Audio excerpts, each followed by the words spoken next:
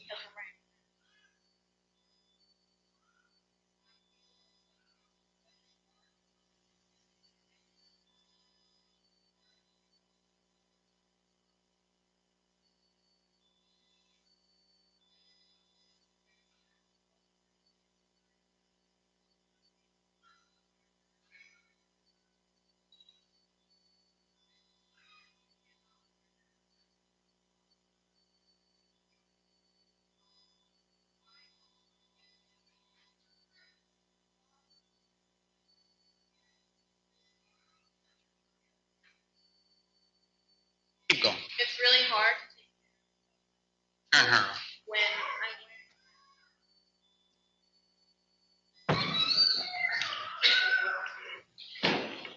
one of my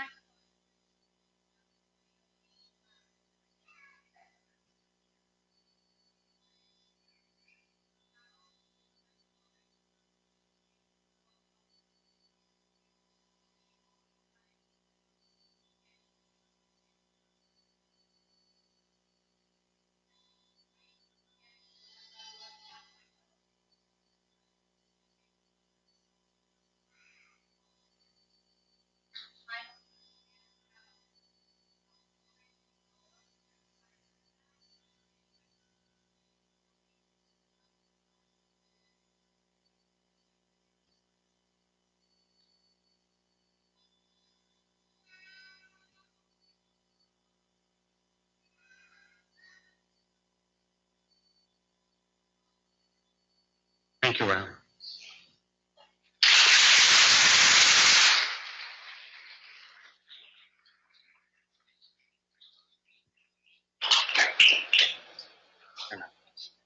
Sorry, I have a little bit of emotion since that was one of my 5 children who had the bravery to come here and talk to you.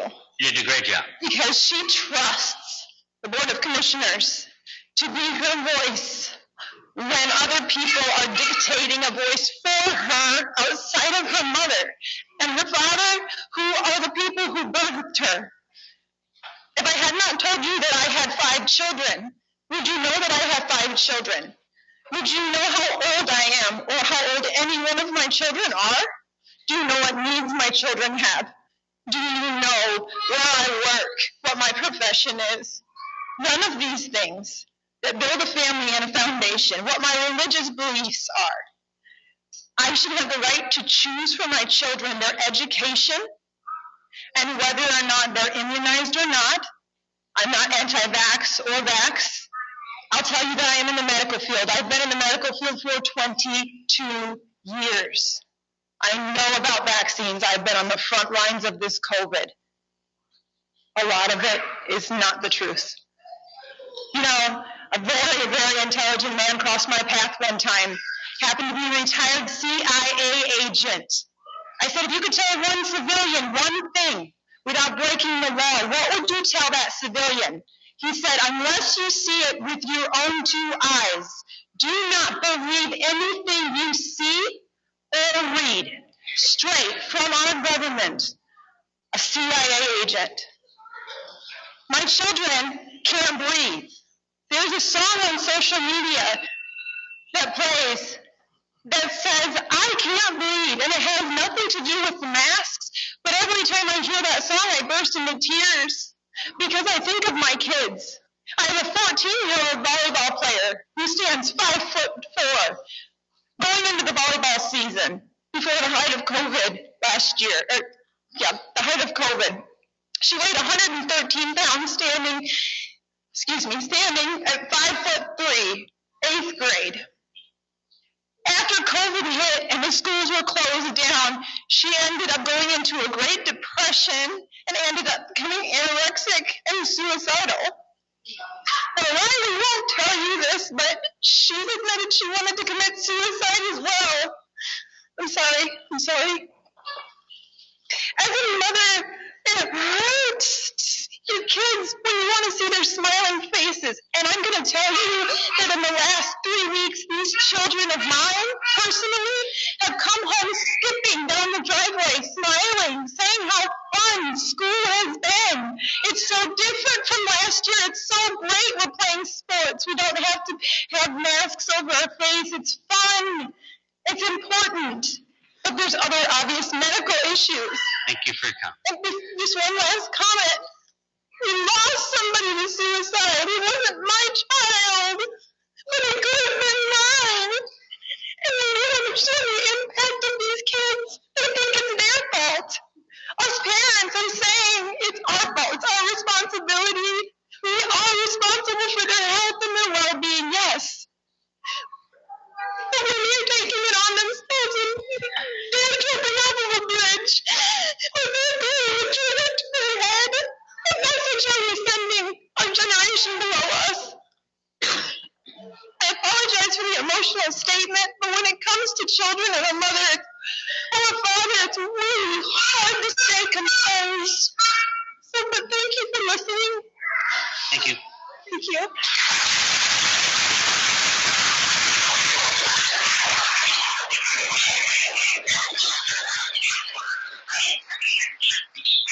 Speak up into the microphone and state your name. I'd be happy to. Hi, everyone. My name is Dr. Kyle Quillette. I'm the superintendent at Dalton Kellogg Schools. So first off, thank you all for your leadership. I know this is a difficult time. My call is for us leaders to come together and to work together. I'm not pro-vax or anti-mask. I'm here to do what's best for our community and for our kids. And last night at my school board meeting, we had 80 parents come, and they were willing to be arrested to storm the school to escort their kids down to class to make sure that their kids don't wear masks. And I read to them the letter that I sent you and how I am not a medical expert, but I shared with you that this school year we had 4 students who have tested positive and 4 kids in quarantine. And I did not think it was appropriate yet to mandate masks. And last school year, we had 55 students test positive, excuse me, and most of them did not even have symptoms. And I know COVID can be very serious for some people, so I don't mean to minimize it. But my call is that we work together as leaders. I said in my letter that the mandating of masks would divide the community because my community does not see the need for it. So I would invite all of you to reach out to me. I'd love to sit down with you and discuss how we can move forward because I might not be a medical expert, but I do know leadership. And right now, I do not see a clear goal in mind defined by our leaders of the health department or county commissioners of where we are headed. The mandate that's currently in place has no end.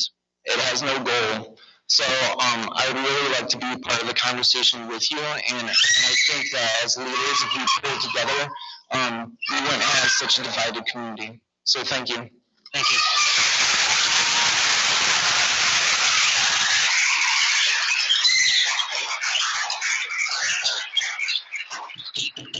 Please state your name. My name is Allison Haynes. I have 3 children. I have a junior, a 4th grader, and a 2nd grader. I'm here today to speak on behalf of my 4th grader. To understand why I'm here, you have to understand a tad bit of my background. When my 9-year-old was 5, her father was diagnosed with brain cancer. As the disease progressed, he lost his voice. My Brianna was always a daddy's girl. And how she communicated with him was through facial expressions. She could understand when he was in pain, when he was happy. And she could feel his love through his smile on those very rare occasions when he actually knew who we were. After 14 months, we lost him. She has been in therapy ever since. She has anxiety in social situations. And last year was the worst year of schooling she has ever had because she reads facial expressions. And that's how she communicates her thoughts and her feelings. And I can't tell you how many times we had meetings with her teacher and the principal because she would come home crying, not wanting to go to school because she didn't know. She didn't know what was being said. She couldn't see the smiles behind the words. Everything was criticism to her.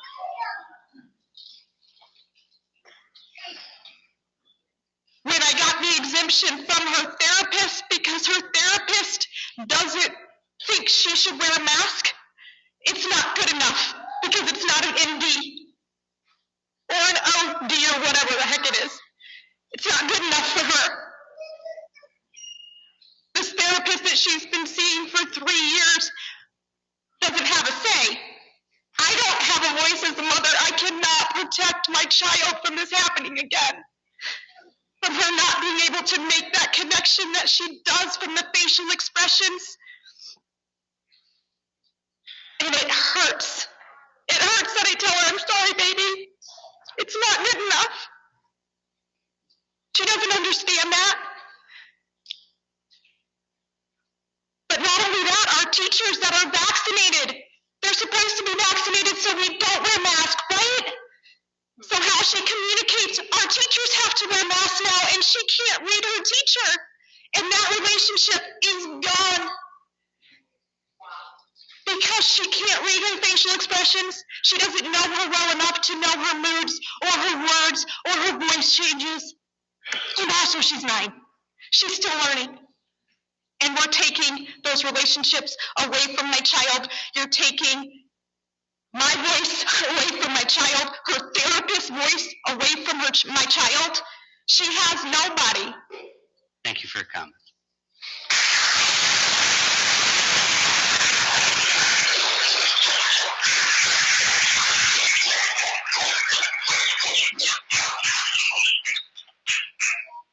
Please state your name, speak into the microphone. My name is Erica Shields. I'm from Baltimore Township. I am reading a statement from my brother-in-law, Aaron Rouse.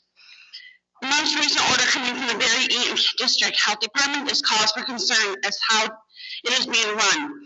I looked over the latest figures from the health department in the month of August. There were claimed 17 hospitalizations due to COVID-19, and somehow that has turned into a strain on our healthcare system. The month of September so far, we have only 6. So it is a trending down at the moment, and yet there is an executive order from the health department to mask up our children. As a parent myself, I have 5 children in the school system here, with another one on the way.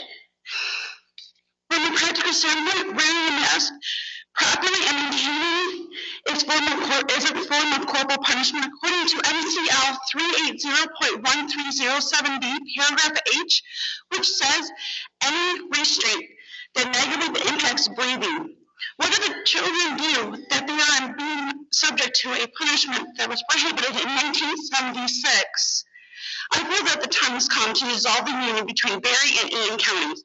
In a study that was conducted by the Berry County Board of Commissioners in 2019, it was revealed that each Berry County resident pays 82 cents more than the Eaton County residents. Of the similar sized counties, Berry County pays the most per person of any of them in the study. These examples include Iron County pays 93 cents. Chickasaw County pays $3.59. Tuscola County pays $6.32. But Berry County pays $7 more than Iron County per person per year at $7.39.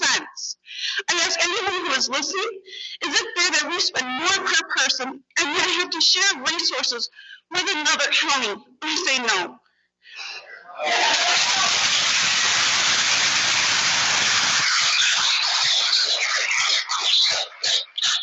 have another problem with this setup, is that the District Board of Health is constituted of 3 county commissioners from each county. Is there any involvement from the healthcare professionals in the area? In the meetings I have listened to, the answer is no, as they are invited to any of the meetings that their input reports receive. Unclear. I did a little research on the Calhoun County Health Department. There are 3 health and 1 psychiatrist facility, a Battle Creek city manager, a Calhoun County commissioner, and an academic advisor at KCC who holds. Ask you to summarize your comments. Why is the Board of Commissioners denying the citizens of Berry County the benefits of its own health department while at the same time choosing them more? Thank you.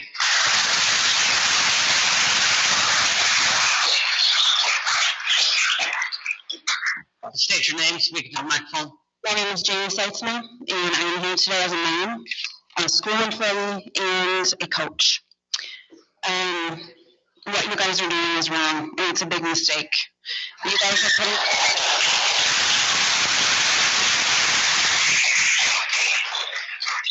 I work at the middle school counseling office. We're doing fine at our schools. Everybody is happy with the way things are, and it needs to stay that way. And if you guys do this, you're going to have parents pulling your kids out, and these kids need school. We'll pull our kids out. And I can't believe the lady, Colette, that signed this is not even here today. That is just disgusting.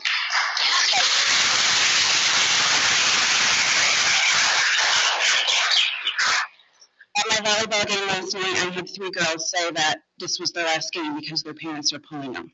Oh. We're not doing virtual. We're not going to, we need to pull our kids from the school system to make a statement, because we really need to fight this all together, you guys. It's so hard because I love my job and I do not want to lose it. And I also want to know, you guys said that, the statement said that the school board would be fined $600 in jail time. Who exactly is going to jail? It's not the school board who is telling these parents to do what they're doing. It's us, the parents. We don't pull our kids.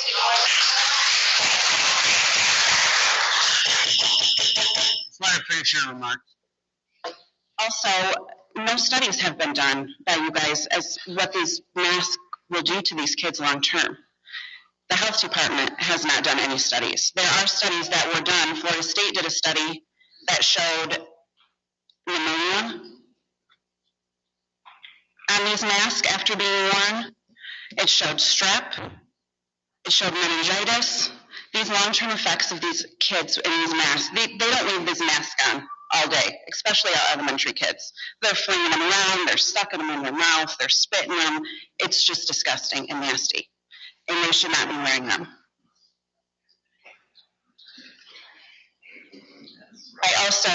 The quarantine rules that you guys posted. So vaccinated people have to still wear a mask, but they don't have to quarantine, when studies have shown that vaccinated people have also been spreading coronavirus. So understand that we get so much misinformation and so much confusion, and the rules change all the time, that there's reasons for us to question. And we shouldn't just sit back and let people tell us what to do with our bodies. Thank you.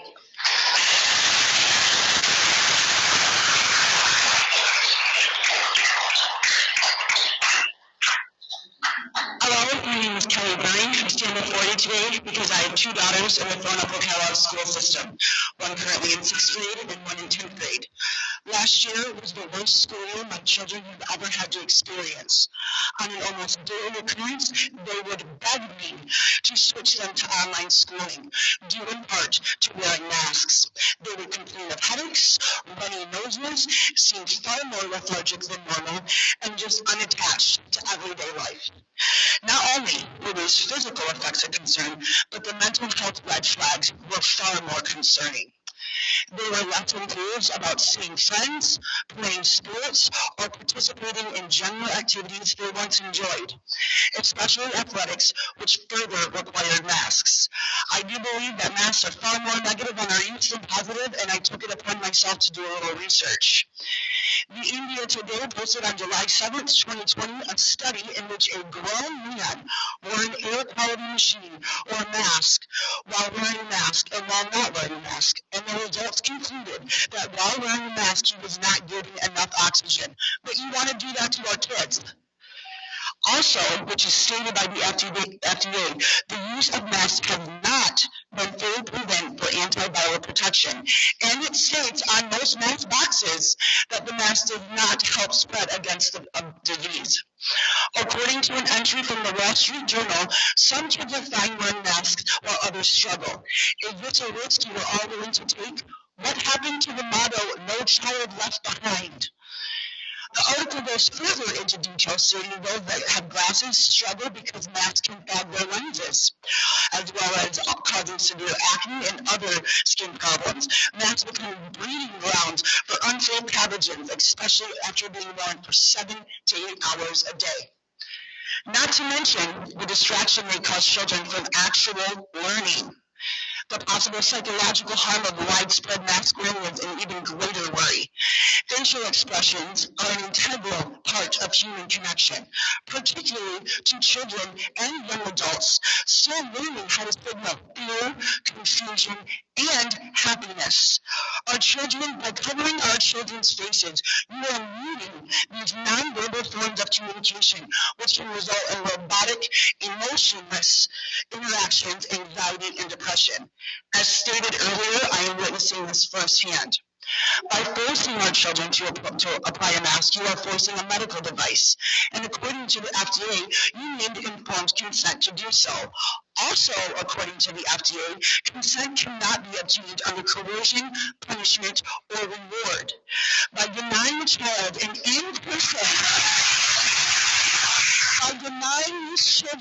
in-person public education, which most of us taxpayers pay for, that is a form of coercion and punishment. Another statement. Summarize your comments. Yeah, it's a form of coercion to not be able to send our kids to school if they don't want to wear masks. Another statement from the Wall Street Journal: any child who wants to wear a mask should be free to do so, but forcing them to make personal health, physical, and mental sacrifices is abusive. It's an abuse of power. Now that I have given you some research facts, I'd like to speak quickly about my job. Not the job that pays the bills, but my job as a mother. I have and I will continue to teach my daughters their voices matter, as does mine. You may just see me standing here talking too quickly, but I'm speaking on behalf of my children. As the mother, I have a right to choose what medical decisions are made in their benefit. Ultimately, I fully believe masking children is causing more harm than good. Please leave medical decisions to the students' parents. After all, I thought America's really had freedom, liberty, choices, and rights.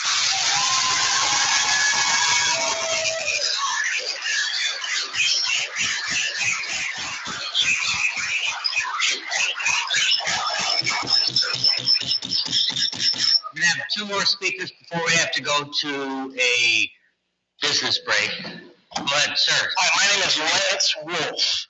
I'm from Delton Kellogg Schools. Thank you, ladies and gentlemen, for doing your jobs. Thank you for doing your jobs, you people up front there. I am not here to complain about the masks. I'm here to complain about our liberties, our freedoms. We are a group of people here, 300-400 people. None of us two can agree on any one thing, that's for sure. But one thing for sure is we're all Americans, and we all have an American heritage. And it is time to take action against these mask mandates. It is time to say no. I have a solution. All our school has to do on Wednesday is just do without masks. Is there anything wrong with disobeying a government that wasn't put in place by us and say no? I'm willing to go to jail for our school. I don't sit where you guys sit.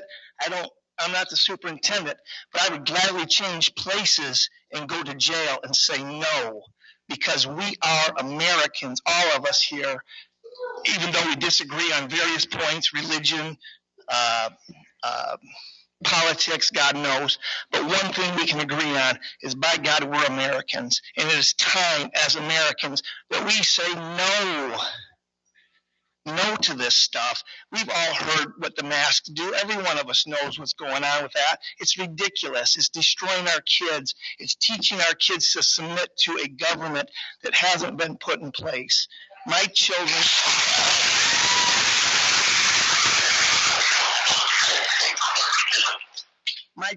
were raised, and there's one of them sitting over yonder, they were raised to honor their parents. And their parents' will is that my 17-year-old has the right to wear a mask or not wear a mask. But my children do my will, not the will of the teachers. I am not saying they need to disobey the teachers, but there's a point when we need to say, stop. Stop. Let's just go to school on Wednesday like it was Tuesday. How's that sound?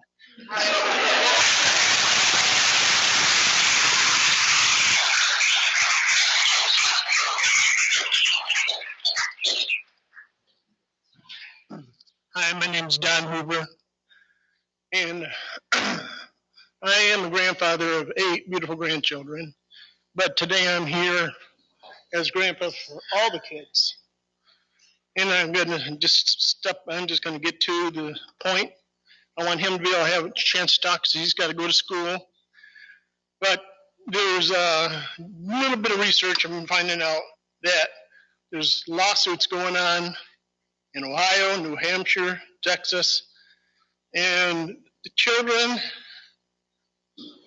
that are having their rights compromised by having to wear this mask, they're having nausea, rashes breaking out on their face, bacterial pneumonia, in some cases death. But now there's constitutional attorneys, civil attorneys, and personal injury attorneys that are getting involved. And they're not just going after the schools that are mandating it and the health departments that are mandating it. They're going after school board members, the superintendents, the principals, and the teachers. Anybody that's pushing this mandate that makes these kids sick will be held accountable for their actions. They're part of it. So, at this point right now, any parent who wants their kid to mask up, I feel they should have to sign a paper to give to the school to let them know that they want their child to wear a mask so they can't come back on them this fall when it's cold and flu season hits and say, well, you had a mandate and my kid got sick. It was their choice, not the school. Any school that doesn't know what they want to do at this point, my feeling is that all the kids should be pulled right out of school right now until they make a public decision. Yes.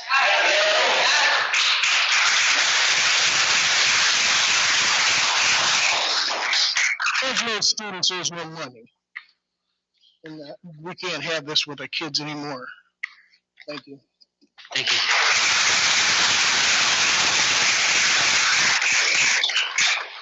This is going to be our last comment for this period.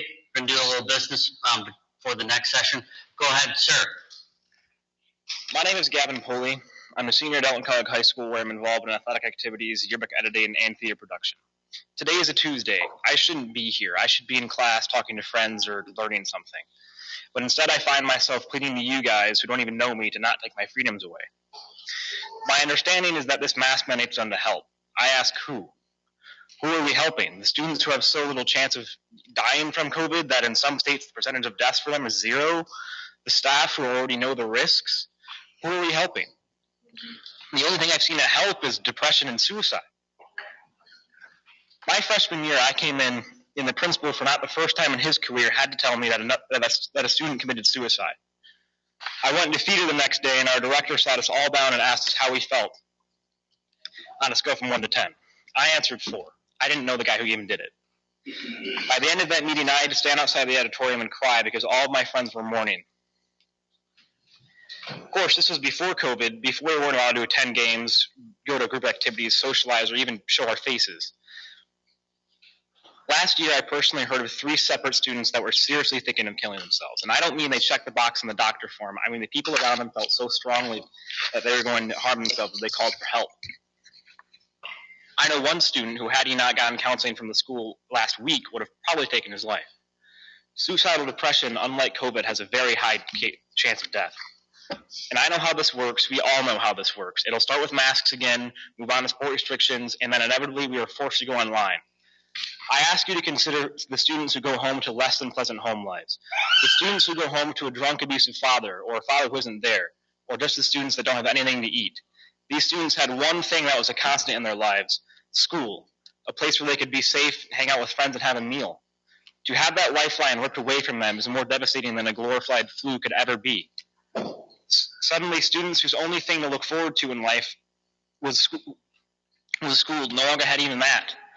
And I am lucky enough to have a great home life with plenty to eat, plenty to do, and 2 great parents. It sickens me to think that if I was struggling with the restrictions last year, what were those students feeling?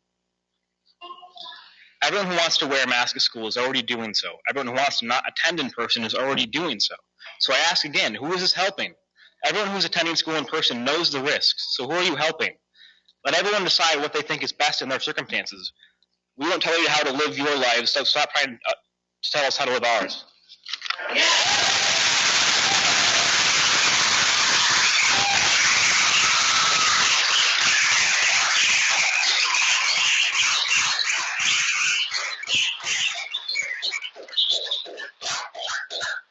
Well said, young man. We wish you the best in your educational career at Dalton, and continue to be a shining light for those who need it.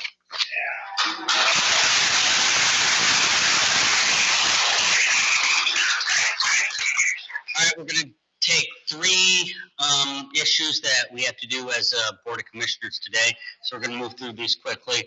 At this time, the Chair would entertain a motion to recommend to the Board of Commissioners a resolution pledging the full faith and credit of the County of Berry within constitutional limitations for the payment of the Watson Drain bonds not to exceed $6,675,000. The motion is made by Gibson. Is there support? That is supported by Connor. Discussion. We have our attorney here? Yes. He's coming down.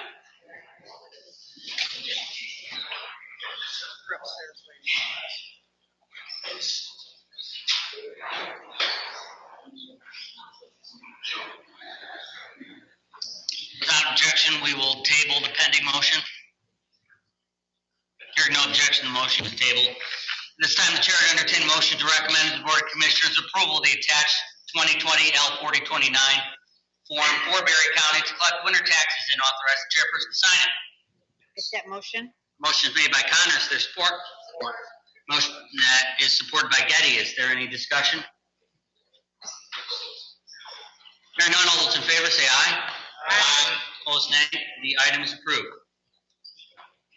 This time, the Chair would entertain a motion for the approval of the revised equalization appraisal contract with Accurate to do 45 additional appraisals in Berry County in the residential agriculture classes. The total cost of $2,925, $665 per parcel at 45, and approval of the attached amendments to the 2021 equalization budget. So moved, Jackson. Support, Gibson. That motion is made by Jackson, supported by Gibson. Is there discussion? Hearing none, all those in favor say aye. Aye. Aye. Opposed, nay. Motion is approved. We'll keep going.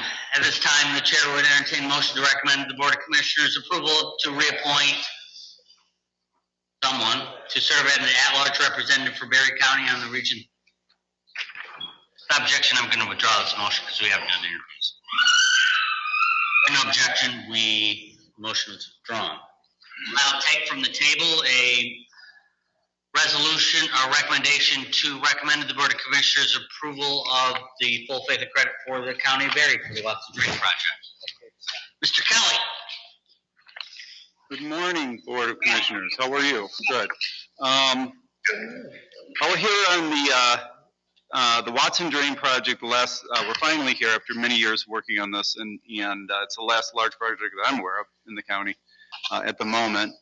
The total cost, as you see from the resolution, including, we bid it, a lot of environmental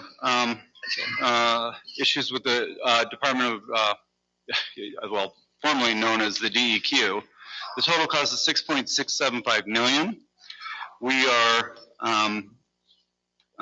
requesting the full faith and credit of the county to achieve a lower interest rate for the benefit of the property owners. And we went through the day of review last week.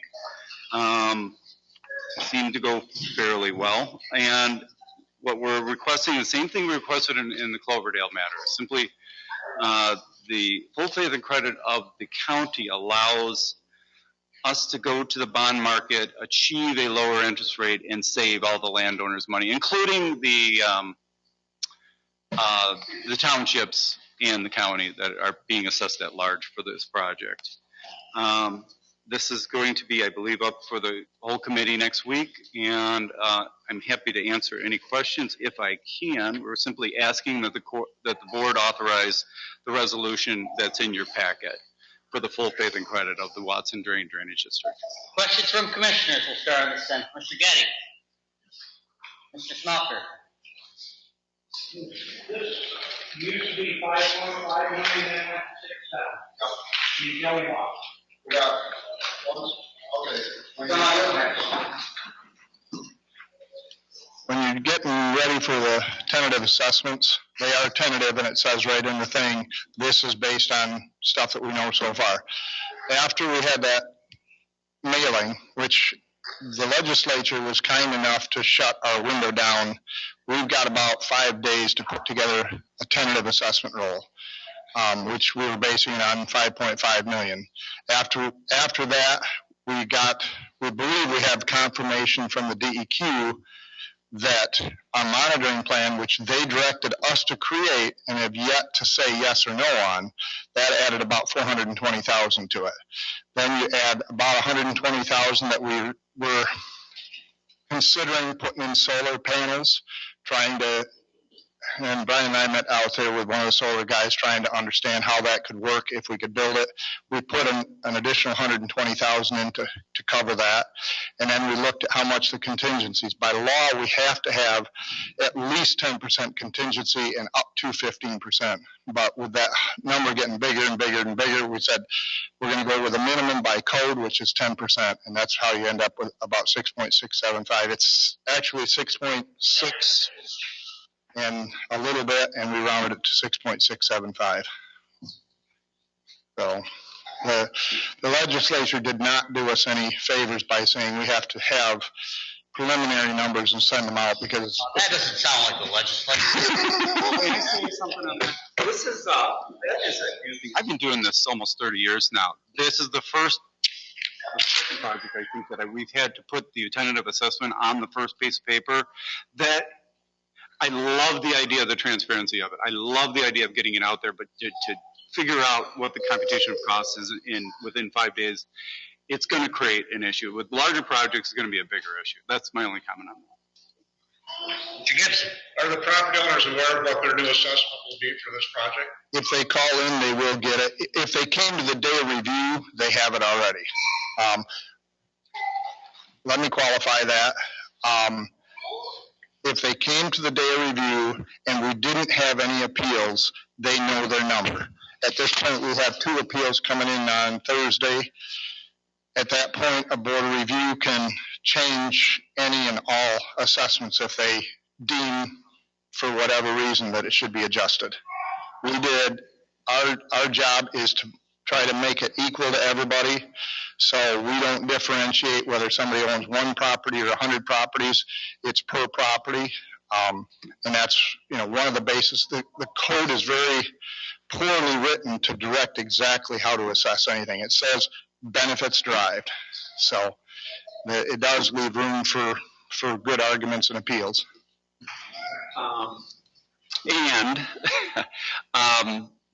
Given the number of properties in the district and the townships, the apportionments did go up slightly, but we would have to do it. Right. The assessments. Yeah, the apportionment is, the percentages stayed the same, but they went up, the assessments themselves went up slightly, so. Mr. Connor? How many people on the roll spoke negatively about the assessment at the day of review? One. One? Well, a few days later, when he realized that between the time we sent the tentative letters and the day of review, that the amount had changed. That was the only one that came back to us as, whoa. But, I mean, I'm sure there's other people that have grumbled a little bit. So far, just the one. No, it was a really good day of review. We had 62 people come in. We went through the project. 99% of them just wanted to know what the project was. It seems to be that they're happy knowing that they're not going to get flooded out in the future, and it'll be it won't be a stagnant lake level, but one that we can control. Thank you. Mr. Jackson? Good morning. I don't know that the Friday before Labor Day was the best day to have a day of review. I heard a lot of complaints about that, and that was the number one question that you already addressed, that where did we lose $1 million going from 5.5 to 6.5, 6.7 in that? And what is the need for $120,000 with the solar panels? We originally were hoping to build a small solar thing. Brian and I have met with one of the solar providers, and they've laid out the idea that maybe we would be money ahead. They have contractors that will build the system, and we can get our solar. The guy gives the numbers. He said, if Consumers is charging you 11 cents to run the pumps, maybe we can get you in at 8 cents a kilowatt hour. We got to do a lot of investigating. We put that number in we were hoping that would be enough. He said, actually, to build a system, do this, it's about $500,000, which we didn't budget that, because it'd be hard to get that. And the reason that it's a lose-lose situation for us is the 26% government tax discount you get by building solar, we're not eligible. That's where a separate contractor that builds the system and then sells us the electric, they can get in on that 27%, which is, and it doesn't sound like that much, but it's a big deal. So, but. The cost saving that went through in regards to this lease option, we're going to get electricity at a much cheaper rate for a certain period of time. There's an inherent upfront cost, but it's going to balance out in about 6 or 7 years. We're going to be ahead of it. So the anticipated use rate. So that's essentially $120,000 savings if the pumps are actually running, which at this point we're almost hit the level that they run. And that's why we're get a return on. We backed up a little bit on the solar, because if they build the solar system, we have to agree to to buy X number of kilowatts from them. And so Brian and I are going through that. Okay, where do we win the best? You know, if we're on the hook to buy 300,000 kilowatts a year and we don't use them, we'll have to investigate, okay, will that build a credit in the future when we do run them or not? So, and we're only can find out liable, or Consumers will only allow us to build a system if we build it ourselves to do 25 to 30% of the electric generated. So there's a lot of things we explained to the guy, Ken, that, you know, we'll be looking at this once we get the project built to see how we're going to come out ahead on the money. I mean, it would be foolish to build something and then find out it actually costs us more to do it. So. Exactly. Well, as you know, $8.5 million coming out of Southern Berry County for the Cloverdale drain and the Watson drain has not been popular. So I encourage you to continue to look at any way possible to save money and put it in. I realize that this is a motion to save those taxpayers money on those assessments. So I'm going to vote in favor of it, although I continue to be discouraged at just the enormous cost of this ongoing project. So the saddest part is this could have been rectified 30 years ago before there was all the DEQ and all the other things. Even 30 years ago, it was brought up 30 years ago, both Cloverdale and the Crooked Lake issues. And we got handed the bag that we got. So. Okay. Mr. Campbell. I only have one question. Being this is such a sizable project and everything, I'm just curious in my brain, how many property owners approximately are we talking about? I think there was 1,082 plus Prairieville and Berry townships, and the sewer authority didn't give us, Doug Kelly mediated a agreement with them that they will pay some towards this project. Not known how much yet, or? Yeah, it's they're arguably exempt and could pay nothing, but they're paying $250,000. Thank you, Jim. Is there further discussion? Hearing none, the question before the committee is to recommend a resolution pledging the full faith and credit of the County of Berry within constitutional limitations for the payment of the Watson Drain bonds not to exceed $6,675,000. All those in favor will vote aye. Those opposed will nay. Clerk, call the roll. Campbell. Aye. Connor. Aye. Getty. Aye. Gibson. Aye. Jackson. Aye. Smoker. Aye. Geiger. Aye. The recommendation is agreed to. Thank you. Appreciate it much. Thank you. We're going to get back into public comment. Just a reminder, we do have a 3-minute limitation. You don't have to spend all your 3 minutes.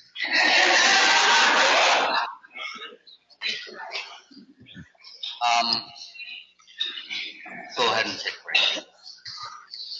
Good idea. And we do have a couple of commissioners that need to take a break here. Go ahead and take a break if you need one. I will also reiterate that this is a decision, the decision mask is not one the Board of Commissioners makes. And I personally, I had a lot of disagreements with the health officer over this. I believe that parents are in the best position to choose what's best for the children. And if I could overturn it, I would. But we're not in a position to do that legally, but still, we're not in a position to overturn this decision legally, but it's crucially important that your voices are heard. Because ultimately affects you and your families. So thank you for coming today. We will open it up back to public comment. You're recognized for 3 minutes. Thank you. Thank you to Cindy for letting me go in front of her. I have to get back to the office. My name is Patricia Rail. I'm with the Village of Middleville. And I wanted to say thank you very much for your service and for your public spirit and being on the board. I also want to give that to the folks at the health department. Just this weekend, I worked with them on our hazardous waste collection, where we took in many 3 or 4 truckloads of tires. We took in batteries, all of that. So the health department does a good service. Usually people encounter them because in the past they've been, used to trace sexually transmitted diseases, or normal things of that nature. But now we're in a pandemic, and a pandemic means that everybody is facing a crisis. And I wanted to just give a little history refresher. The Romans figured out that if you put one sick soldier in a tent with other soldiers, everybody in the tent gets sick. That was called miasma theory. That was replaced once we got the microscope with something called germ theory that says that there are viruses and bacteria that cause illness. And that's where Louis Pasteur came in and started heating up milk and made the milk safe for us. So it's not a public health challenge any longer. I would like to also say that my grandparents have gone, and I'm glad that they have, because that greatest generation would look on us and be dismayed. We have gotten so complacent and so privileged that we don't have to deal with the death and pain from German measles, from rubella, from polio. I'm a Rotarian. That was the big thing that the Rotary took on and still is fighting because it has not been eradicated. George Washington approved of vaccines, and he mandated that his Continental soldiers be vaccinated against smallpox. We know because of scientific theory that this virus is airborne. So unlike polio, which was waterborne, people stayed out of the water. Now we need to focus on keeping the virus away from our faces, because we breathe it through our face. And so I wear this mask because I am asthmatic and I'm prone to bronchitis, and I do not want to get sick. I am vaccinated, and I still wear the mask because it's been shown that I could shed the virus to other people. So I am doing it as a courtesy to you and a courtesy to myself. Thank you so much. Your choice, Thank you. Please state your name and speak loudly into the microphone. Hi, my name is Cindy King, and this is my story.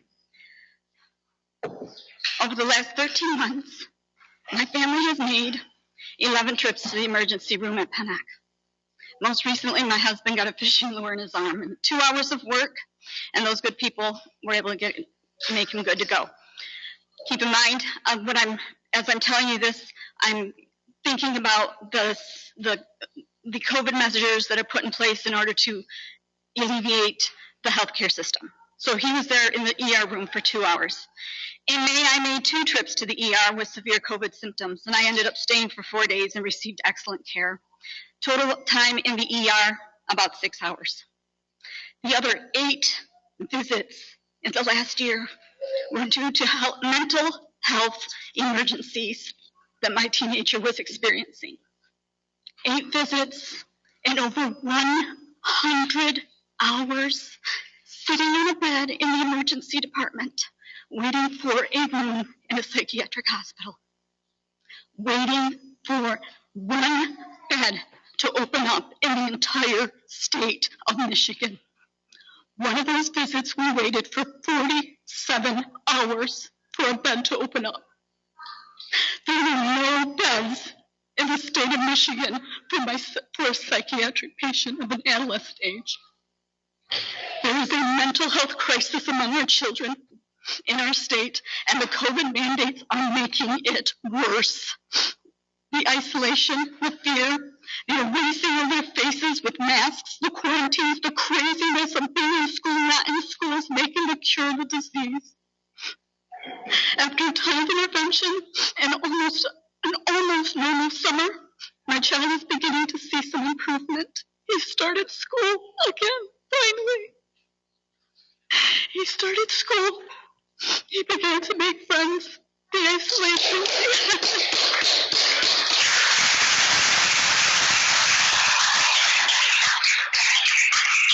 Now the health department wants him to put a mask on his face and to make the very difficult task of making friends even more difficult.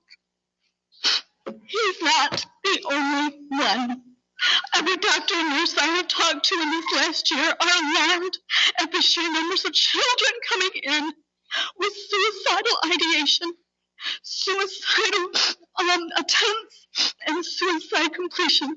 The mental health crisis is literally a matter of life and death for them.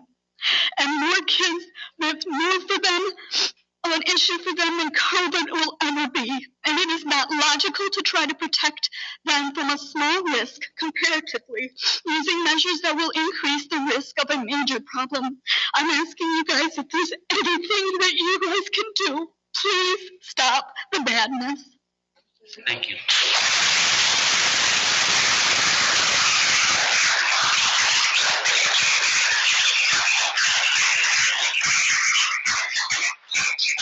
Our hearts go out to your son, and we hope that the upcoming school year will be a lot more smiling. My name is Tim Totten. I'm a grand-age parent of 2 school-age kids. Other than being sick and tired of ratcheting down over freedoms and liberties and more regulations by local health departments, I have good news for parents. There's a new study out from the Center for Infectious Disease Research and Policy at the University of Minnesota. Long COVID-19 rare in children, study says. One of the reasons that is brought up about why we need to protect our children is, yeah, the death rate's low, but long COVID. What about long COVID?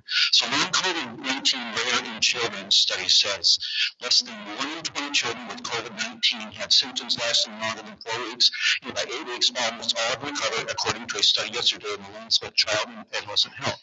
We know from other studies that many children who catch coronavirus don't show any symptoms at all. It will be reassuring for families to know that those children who do fall ill with COVID-19 are unlikely to suffer prolonged effects, said senior author Emma Duncan, PhD, at King's College London press release. However, our research confirms that a small number do have a long illness duration with COVID-19, and long is usually defined as, I believe, is more than 12 weeks. However, research confirms that a small number do have a long illness duration with COVID-19, although these children do usually recover with time, she added. A commentary in the same journal outlines some of the issues with assessing data collected in it.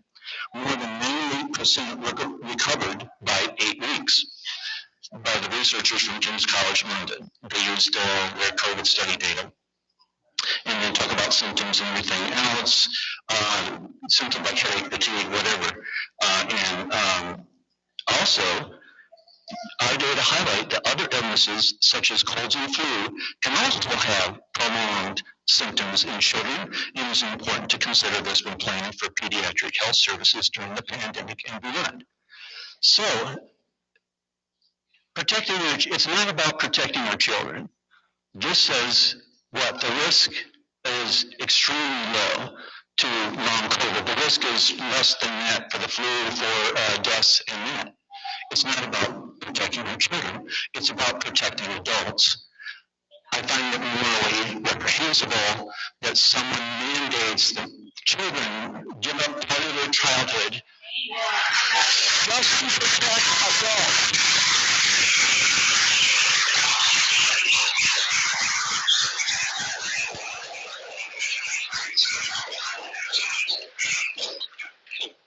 Make a point of order. You're not allowed to make a point of order. But I will listen to what you have to say. My point of order, Attorney General Dana Nessle's handbook, limiting public comment, and I'm reading the last paragraph or the last couple sentences. A rule limiting the period of public comment may not be applied in a manner that denies a person the right to address a public body, such as limiting all public comment to a half-hour period. The Drain Commission issue was a hot-button topic. There may have been people that wanted to speak to that. They were not allowed to address this body. This must be revoted on later in order to avoid any problems with future policy concerns.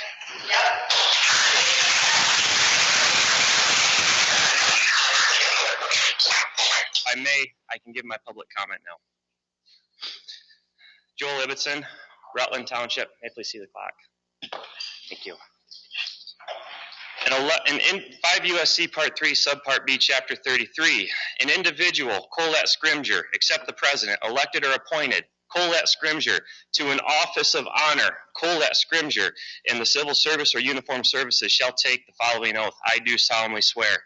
Michigan Constitution 1963, Article 11, Section 1 states, all officers, Health Officer Colette Scrimger, Legislative Executive, Health Officer Colette Scrimger, and judicial, before entering upon the duties of their respective offices, shall take and subscribe to the following oath or affirmation. I do solemnly swear. MCL 45.318, and deposit the same oath, I added the word oath, with the clerk of the proper county. FOIA request, Michael Brown, FOIA coordinator. Under the Michigan Freedom of Information Act, I am requesting the oath of office for Colette Scrimger. Checkmark, record does not exist. Barry Eaton Health Department. On February 16, 2021, you submitted a FOIA request for the following public records. The oath of office for Colette Scrimger. As FOIA coordinator of the Barry Eaton District Health Department, I have searched for the records and determined no such document exists.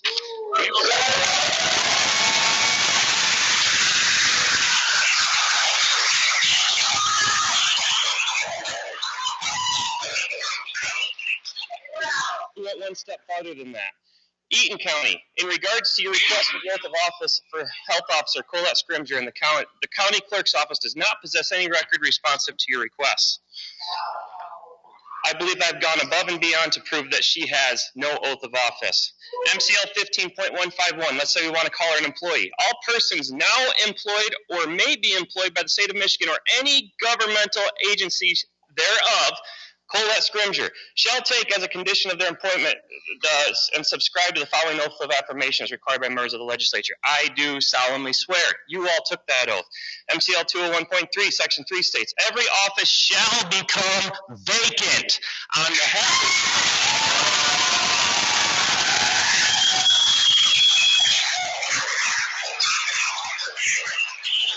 There are 7 factors. The 7th factor is his refusal or neglect. Let's say she claims she took an oath. She didn't, but let's say she did. She neglected to deposit it, to take his oath of office, or to give a renewing official bond, or to deposit such oath with the county clerk, I'm adding that, or bond in the manner and period within the time prescribed by law. It has been over 10 years to my knowledge that she's been health officer. It has not been deposited.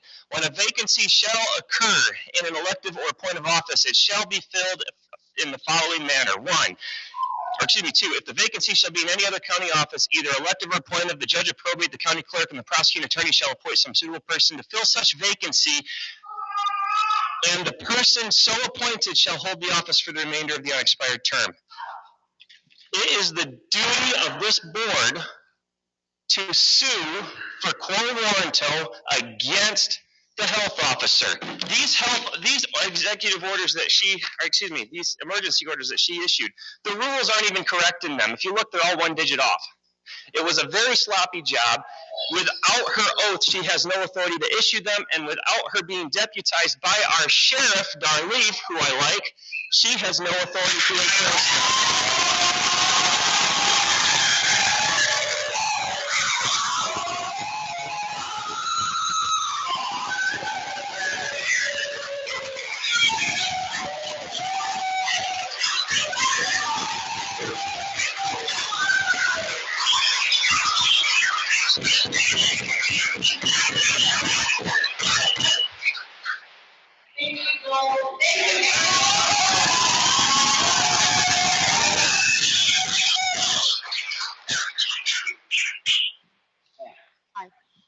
I'm Cynthia Twitchell. I'm going to start and go fast. MCL 333.245, imminent danger to health or lives.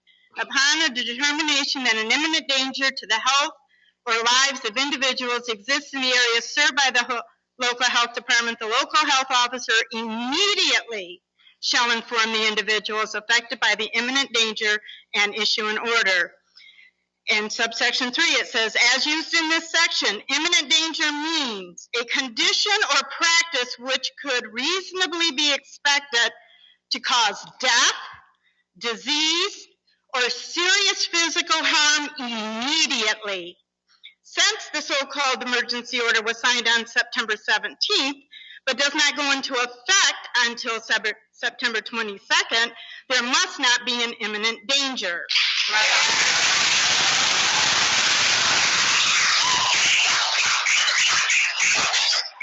MCL 333.2453, epidemic emergency order. If a local health officer determines that control of an epidemic is necessary to protect the public health, the local health officer may issue an emergency order. Based on the Michigan website, an outbreak is considered to be a minimum of 2 of COVID-19 cases. As of September 20th, the Berry County Schools has had a total of 24 students with positive cases. But they have also enrolled 8,675 students. So that's 24 students out of 8,675 students.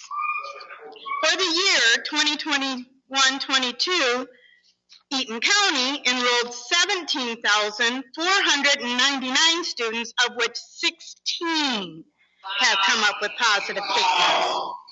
So apparently, according to this information, the health department has no other recourse than to diminish the blessing given to our children by God to breathe clean, fresh air, especially since the imminent danger must only exist in the school buildings.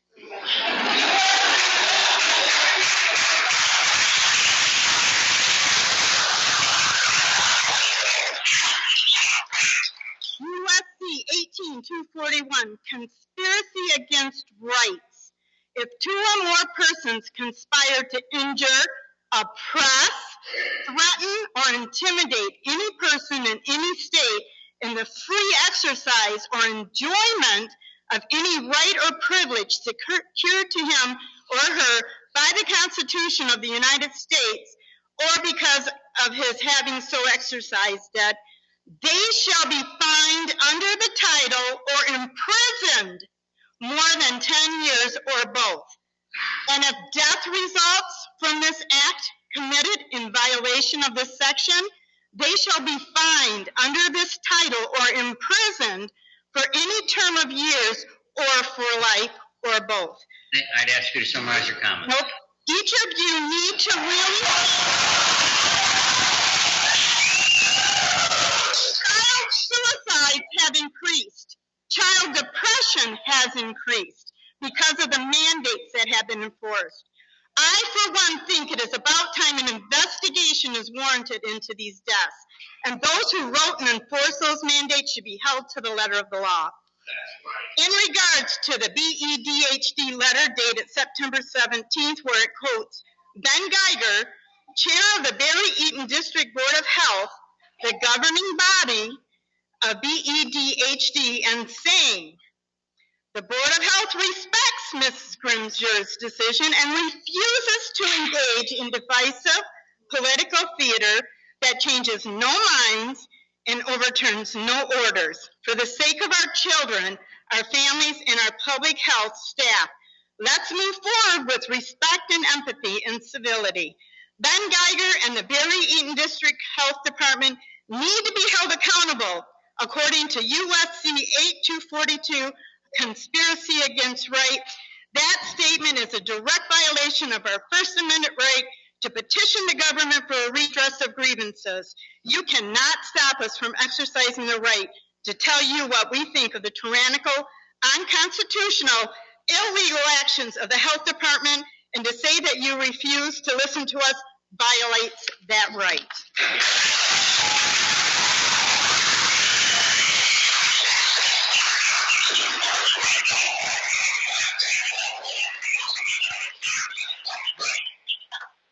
How you doing?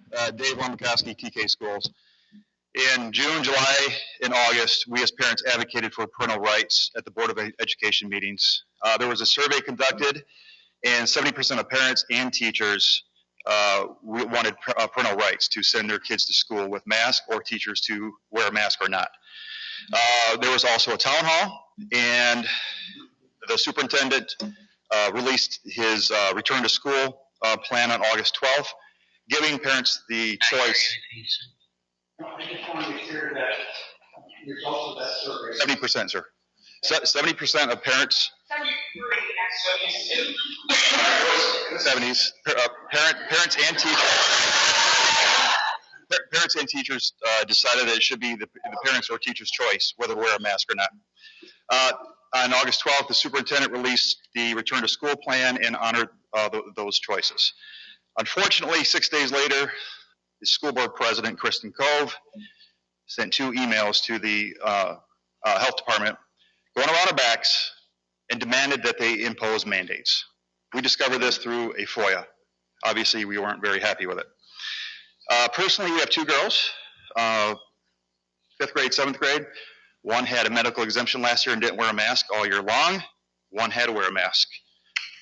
Our daughter Chloe, that did not wear a mask, was bullied by their students, harassed by teachers, intimidated. And our daughter that had to wear a mask was frustrated every day. She couldn't hear her teachers.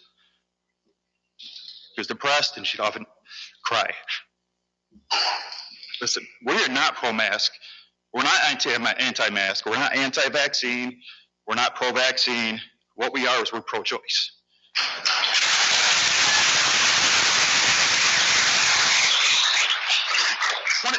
If you want to wear the mask, wear the mask. If you don't, then don't. If you want to get the vaccine, get the vaccine. If you don't, you don't.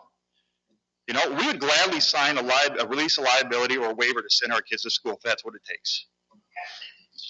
I want you all to realize that the Constitution recognizes we all have rights that are not afforded by government, but are afforded by God. care for our kids the way we see fit. Right now, there are many, many kids that are being pulled from school. It's sad. Very sad. So my message to the board, the school boards, school administrators is this. There comes a time in everyone's life when you have an opportunity to stand up for what's right. Right now, this is the time. Our kids are watching us and they depend on it. Stand up for us, stand with us.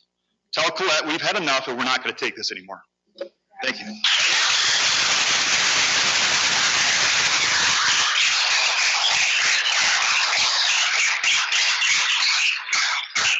Please state your name, speaker to the microphone. My name is Vicki Seltenwright, and I'm out of Bellevue, Michigan. I have two granddaughters in elementary. They're kind of little, but they don't like the mask either. Nobody does. My profession is I paint for a living, and a lot of people don't think about that as being a big job, but it is. And anybody that's ever painted their house or did any sanding, mudding, whatever, they know that the masks do not work.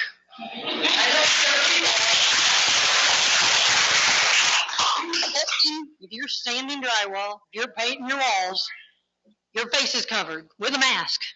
And you take the mask off, it's up your nose, it's in your eyes. The paint and dust are larger than COVID. So if our children can get COVID from not wearing a mask or, from wearing a mask, they don't get it. Well, I'm here to tell you that's bull crap. Okay? Children will get it. They're going to get the flu. They're going to get a cold. Every year, my grandchildren would get a piece of paper in their little backpack saying, somebody has got chicken pox. Somebody's got pneumonia. Somebody's got scarlet fever. Somebody's got pox. Somebody's got something. Okay? So did any of these children, all these parents out here, did they all send all their kids home? No, they got a note from the teacher saying, you have a choice to let your kids come back to school. Last I knew, scarlet fever was something that you could die from. Pneumonia, possibly. Maybe not as much these days, back in the 1600s or whatever, I don't know. But they still get it. Kids are going to get something. They're going to bring it home to you. But to wear a mask, even a double mask, you're still going to get the particles from paint. You're still going to get the particles from dust. So what are we supposed to do? Bubble wrap our kids and pray?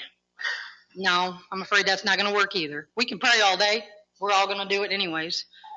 But the bottom line is that we have to let these children be children. They have a strong immune system. If they don't, by all means, send your kid home. Take them home. Be safe with them. But don't punish the rest of us that feel that it's a good idea to just let them be kids. Absolutely.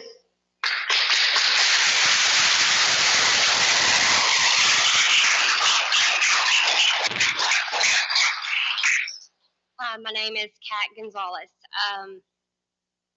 I'm here for my children. I'm their voice. They belong to me and y'all. They do not belong to the government. That's right. I have 4 children, 3 are in school, 2 play sports. When my child has to wear a mask outside, it does not fit. If they have to wear one inside when they're running around, it does not make sense to me. My 5-year-old is on the borderline of autistic. He chews on everything.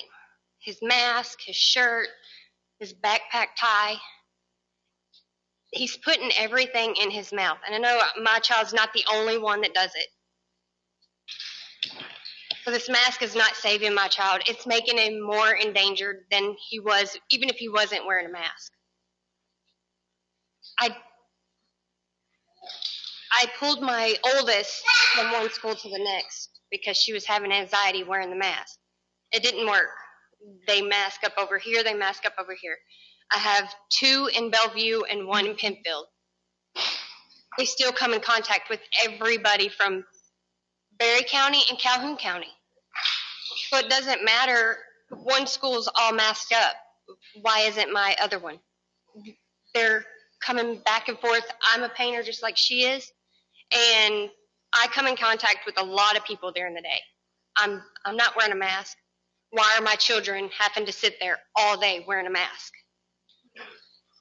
I'm not. I want y'all to please speak for our children. We are their voice. It's enough. Unmask our children.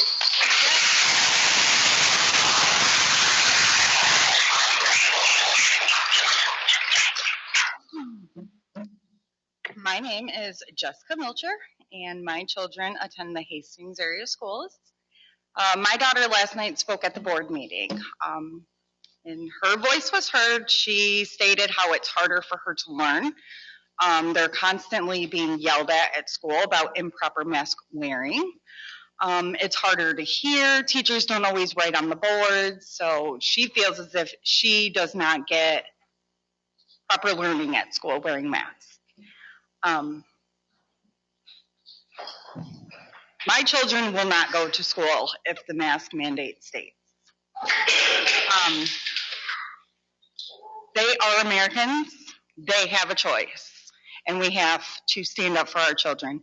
You said at the beginning of this that you can't do anything, that it wasn't you, but you can stand up with us. You can fight for us. You are supposed to advocate for our children like we as parents are supposed to. What the health department is doing is wrong. It is not acceptable at all. It's not about health and safety. If it was, there would be free insulin, there would be free cancer treatments, and there's not. It's about control, and my children will not be controlled by government officials.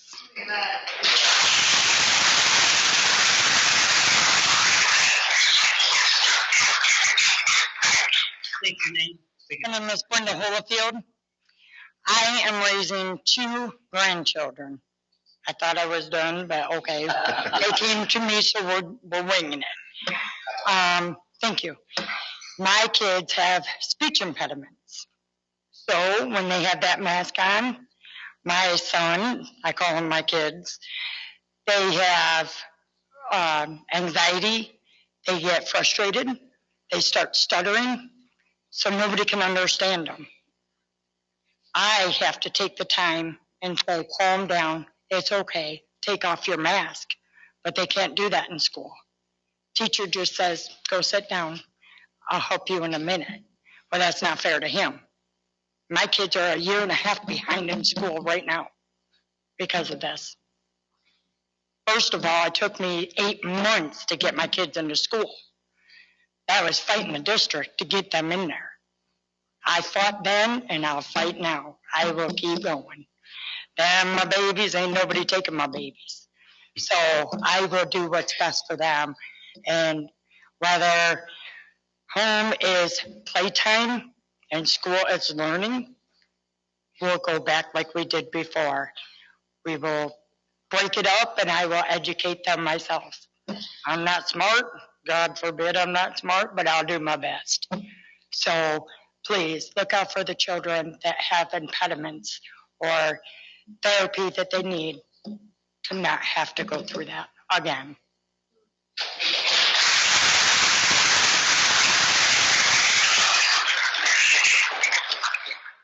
Hello, my name's Adam Heikela. Man, this is intense. And I know what you guys are going through. I've actually chaired meeting exactly like this, so I know 100% what you're feeling right now. And you all have an opportunity. This right now is an opportunity. Some of you might think some of this is kind of hard, and because there are a lot of people talking about things that you cannot do. But what you have to realize is that there's things that you can do, and that's what these people here are pushing you to do something, right? And so you all need to focus on what can be done. What can be done is separating and having your own health department again, right?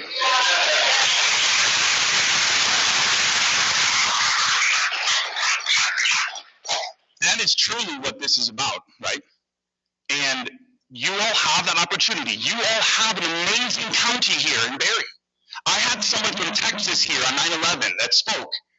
that is trying to do work to help rebuild our republic around the entire country. He believes truly that right here in Berry County, we have something that's unique and special, unlike anything else in the country. But you as a commission, you as a board, have an opportunity to help those things to happen and change for America, for our freedom, so that you don't have to have these things happen where people are ticked off at you because there's damage happening to our kids and they don't know how to stop it. And you as their immediate local elected officials should be able to stop it.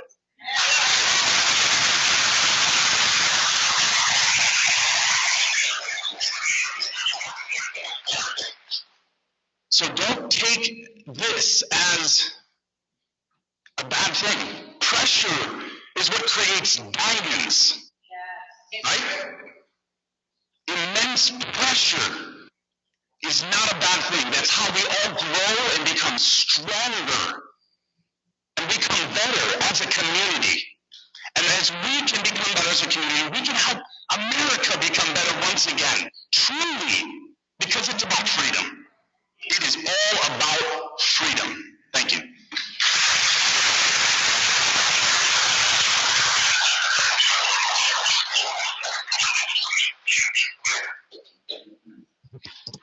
Hello, my name is Katie Sobek. I live in Middleville.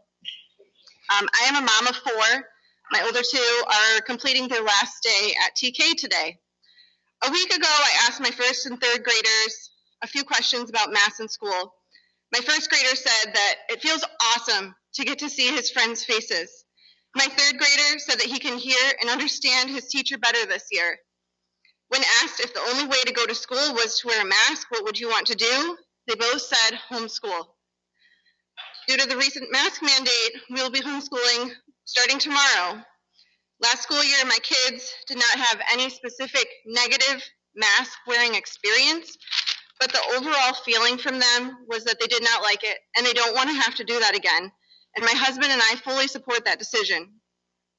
In addition to being a mom, I also have a PhD in cellular and molecular pathology. I work part-time as a biomedical editor. I edit between 40 and 60 peer-reviewed articles every month, and in the last year, 25% of them have been about COVID. So I know how to read the scientific literature, and I suggest that you guys have somebody help you understand it. My experience as a scientist and an editor is that way too many medical mandates are being made based on data that comes from too small of data sets and too short of follow-up times. Too many medical mandates are being made based on the manipulation of data, including data from a recent health department presentation that was either manipulated or not explained well enough to the board to create the appearance that COVID-19 is worse than the data is actually suggesting. For example, there was a graph with a huge spike in hospitalizations in the US in 0 to 17-year-olds from this past summer. The graph does look concerning because it's straight and then it spikes right up.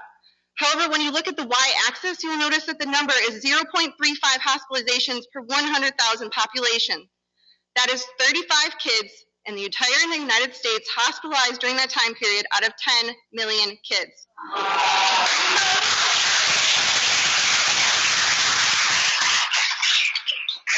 You know how many kids are currently hospitalized with COVID-19 in Region 5, which Berry County is a part of? One kid. Currently at Helen DeVos in Grand Rapids, there are 4 kids hospitalized with COVID-19, none in the ICU. I pulled these numbers last night from the statewide available PPE and bed tracking tables on Michigan.gov. My questions are, why is the health department mandating masks when we clearly saw last year that students were still getting COVID? But as we can see now, very few are having severe outcomes. What is the health department trying to protect them from? Who is the health department trying to protect them from?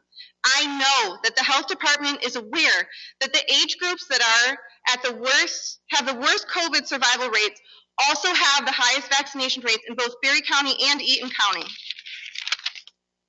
So my request to you is, whatever you can do, remove the unchecked power of a single person to impose these mandates on my children.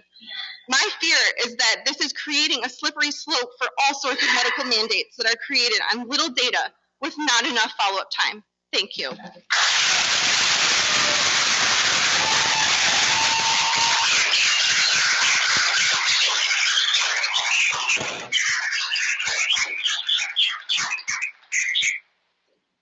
My name is Christina Bordeaux, and I only have a few statements.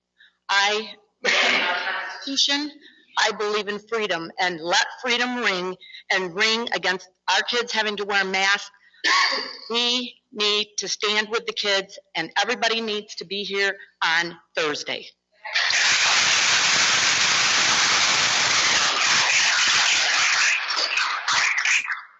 My name is Alvin Schallenbarger. I've been involved in government since 1992, and I seen this sort of thing coming to a head way back in 1992. And I thank all the people here because we're part of the We the People, and it's finally time to say that I'm so pleased to see so many people involved in this. And without the people's involvement, we're not ever going to get anything changed by abusing government power. I would like to say that if our people that we elect cannot do as we the people ask, it's time that they be removed from office.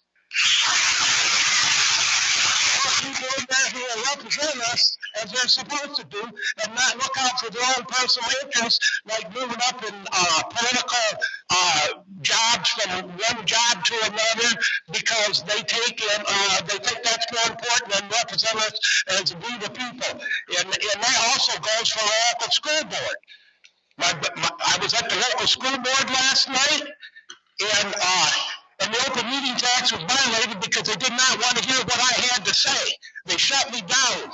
And I will tell you what, all levels of government needs a change. And if it's not for we the people, and I've seen this abuse of power for many years, I've been considered a rebel rouser. I've been kicked out of commissioners' meetings with a PPO.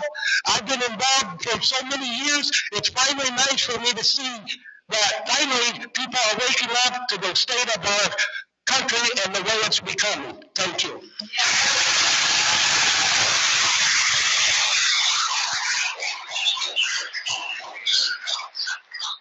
Good morning. My name is Amber Powell. I'm just another mom, pissed off American.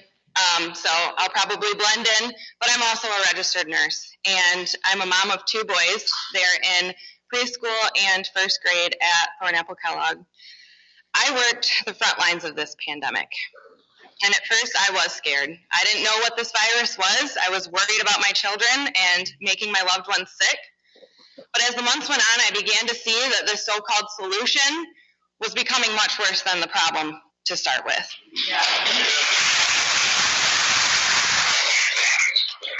I've been working the past 3 years as a hospice nurse, and I watched families standing outside of their loved one's bedroom as they died, and I was the inside person because of quarantines. Sorry, I'm not a public speaker. I'm a nurse. We only die once. We get one shot to make it beautiful, and that's the memory that those people have. I got tested multiple times weekly to make sure I was safe enough to go to work. I still get tested weekly, and guess what? Our 3 positive cases among our staff last week were those vaccinated.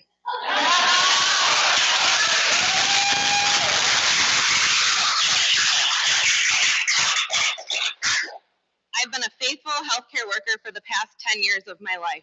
But guess what? I quit my job last week.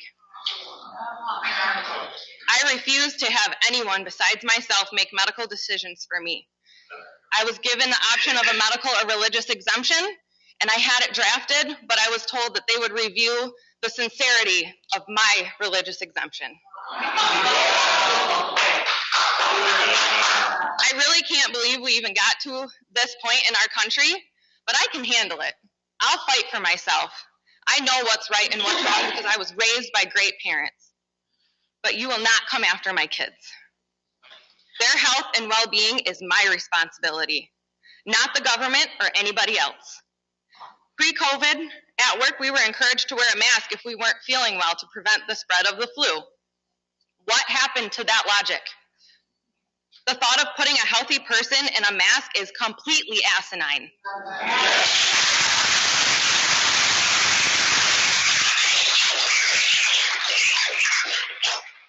Masks aren't meant to be worn for 8 to 9 hours a day. Are we changing them out when a kid sneezes? Are we changing them out after a couple of hours? No.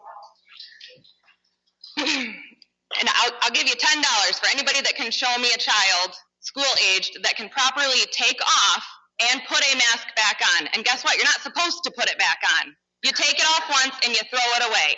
You wash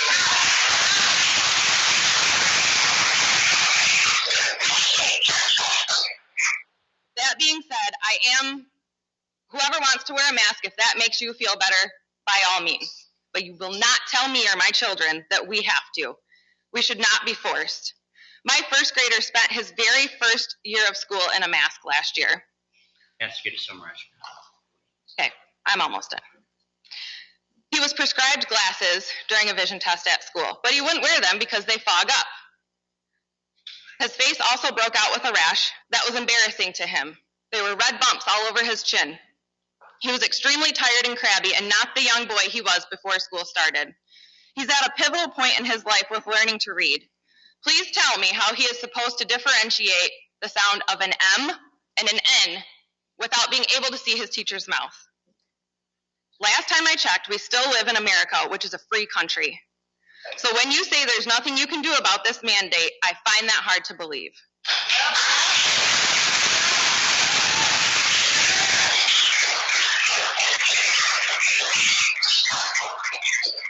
And we as parents can't even fight back for our children and send them to school without a mask because we've been threatened with fines and jail time if we don't comply.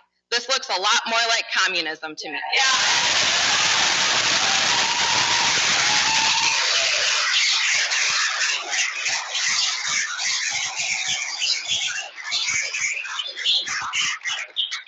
After you, sir, we're going to take up 2 pieces of county business. They'll be really quick, and we'll go back in the public comment. So go ahead and state your name. My name is Josh Bose. I'm a father of 4. I'm going to read just a little bit down here at the bottom of the pledge that we took when we walked in here. One nation, under God, indivisible, with liberty and justice for all. Does anybody know the definition of liberty? Can anybody tell me that on this board? I'll give it to you. The state of being free within society from oppressive restrictions imposed by authority on one's way of life, behavior, or political views.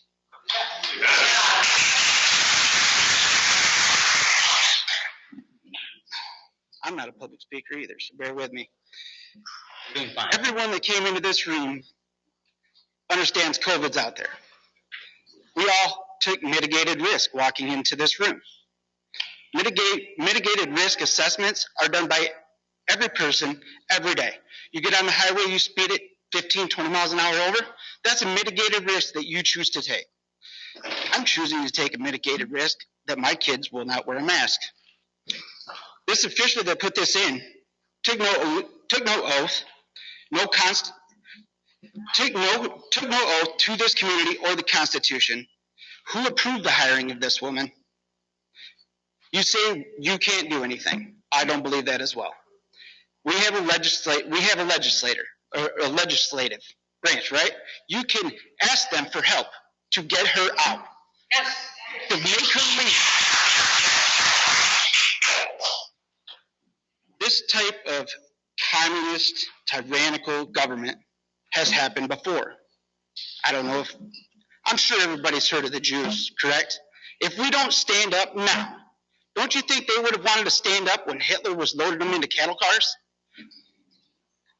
If this little local thing right here doesn't make people in this country realize that if you don't stand up to what's happening, we'll all be being loaded into cattle cars one day. And that's not going to be me. Not going to be me.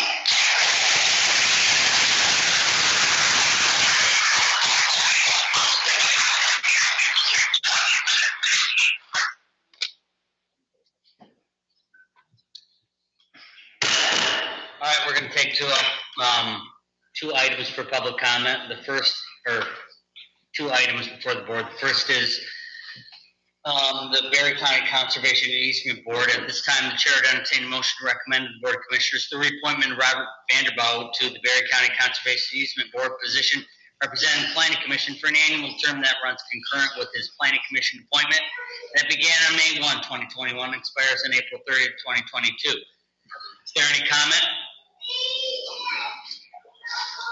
Does any commissioner wish to make the motion? So moved, Gibson. Second. Motion is made by Gibson, second by Smelter. Is there any discussion? Hearing none, all those in favor say aye. Aye. Opposed, nay. The recommendation is approved. At this time, the chair would entertain a motion to recommend the Board of Commissioners approval to authorize the county administrator to approve claims on September 28, 2021. So moved, Jackson. Support, Gibson. That motion is made by Jackson, supported by Gibson. Discussion? Anyone want to comment on that? Hearing no comment on that question, we'll proceed to vote. All those in favor say aye. Aye. Opposed, nay. Motion carried. We'll now go back to the public comment. Mr. Marlowe.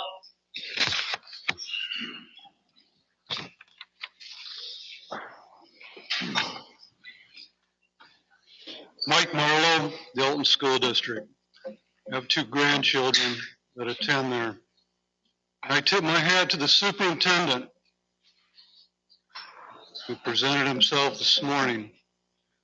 Unfortunately, there has been some beneficiaries to the mess that we now find ourselves in. The Chinese Communist government, leftist politicians, that's mantra, is never let a crisis go to waste, and probably about 100 new billionaires. This is an aerosol virus. It's not going to stop. It's going to keep replicating. And the mask, I guess anybody that's ever wore one goes into the marketplace or wherever, they can smell somebody's cologne, maybe cigarette smoke. And I think by virtue of that right there, it kind of validates the joke and the ineffectiveness of stopping a virus that has a mortality rate of not worth what we've been doing. I do believe what this country, what this state, and now what this county is striving for is some leadership that avails themselves and calls this thing what it is. Somebody's been playing a political game on us, and their premium on freedom and liberty is absent. South Dakota, Florida, Texas, they have representatives, spines of steel. And I think today could be a watershed moment for Berry County. If Eaton County wants to go about playing this charade, let them do it. That's up to their people. But as a resident of Berry County, I would hope that today will be a proclamation, a declaration of our independence from people that we have been at the whim of that don't exactly follow the same science we're looking at. And that's all I got to say. Thank you very much.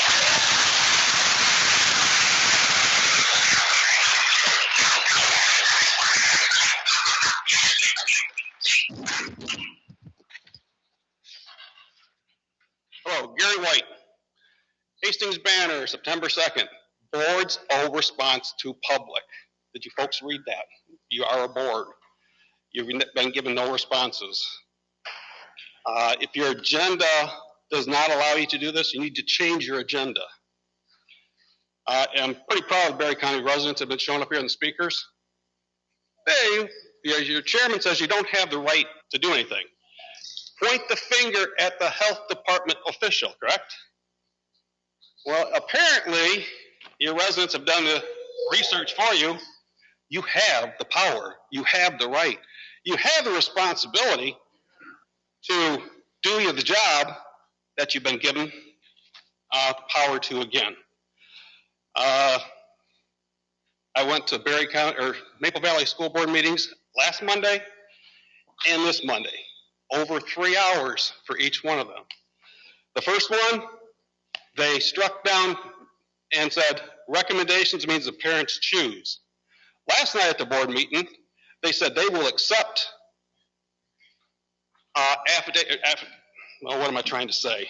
waivers on the mask list based on an Eaton County RISA on their website out there. It bothers me, Mr. Geiger, you have spirited discussion with a health official, now that it's in question if they're really a health official or not. People here are not having spirited discussion. They're having parent involvement. They care. They are responsible to raise their kids. If you're a parent or a grandparent, you don't have spirited discussions. You have anger coming out here, and they're holding it back really good, I think.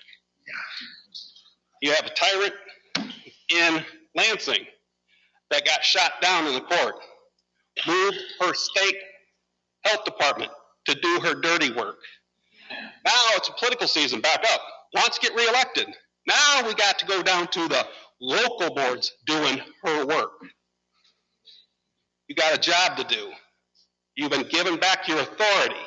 By what I've heard today, you need to do your job.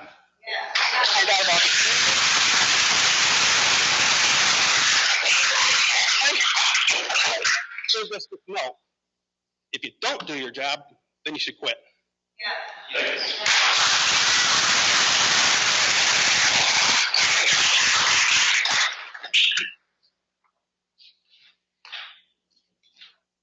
My name's Amber Schaefer. I really struggled to put something together for today. I have a lot of anger and rage. I love to let out, but this is a place to let facts fly, not sparks. And we do want to hear it. Can you pull the microphone down a little bit? Thank you, Amber. Go ahead. Any of you who are for masking these children or not standing up for our constitutional rights, you deserve to be in prison. Each and every one of you.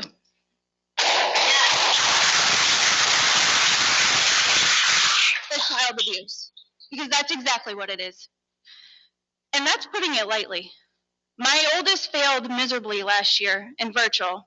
As I like to call it, she got the COVID pass. This week is 5 weeks being back in class, and she has straight A's. If you truly care about these kids, you would stand up and stop this nonsense. We are not in a pandemic. There is a 97 to 99.75% recovery rate. I'm not sure if any of you remember the Nuremberg trials. Fun fact for today, forcing a mask is violating that. Sorry. And it's also violating the 21 U.S. Code 360 BBB3. Mask use for viral transmission prevention is authorized for emergency use only. Only. Emergency use authorization by the FDA means the products are investigational and experimental only. According to the United States Code of Federal Regulations, the law is very clear. How does this mandate plan to get a secured, informed consent from all of us? You have that? No? All right. Because by law, you have to have that in order, even in an emergency. The only way that you can lawfully conduct medical research is to have signed consent. The FDA EUA for surgical and or cloth mask states, the labeling must not state or imply that mask is intended for antiviral protection or related, or for use such as infection prevention or reduction. They say that. They don't say it helps it. They don't say it stops COVID, does it? No! Promoting use of a non-FDA approved EUA authorized mask is unwarranted and illegal. Surgical masks are designed and approved for sterile environments. Surgical masks are not designed for outside world and will not filter the air upon inhaling through it. If you come in contact with COVID wearing this, your mask traps it and you become a walking virus dispenser. Cloth masks, as you exhale, you are ridding your lung of contaminants and carbon dioxide. It actually risks your health rather than protect it. The moisture caught in these masks will become mildew-ridden in 30 minutes. Mildew! That is disgusting. And you are all okay with that. You are. You people are sick.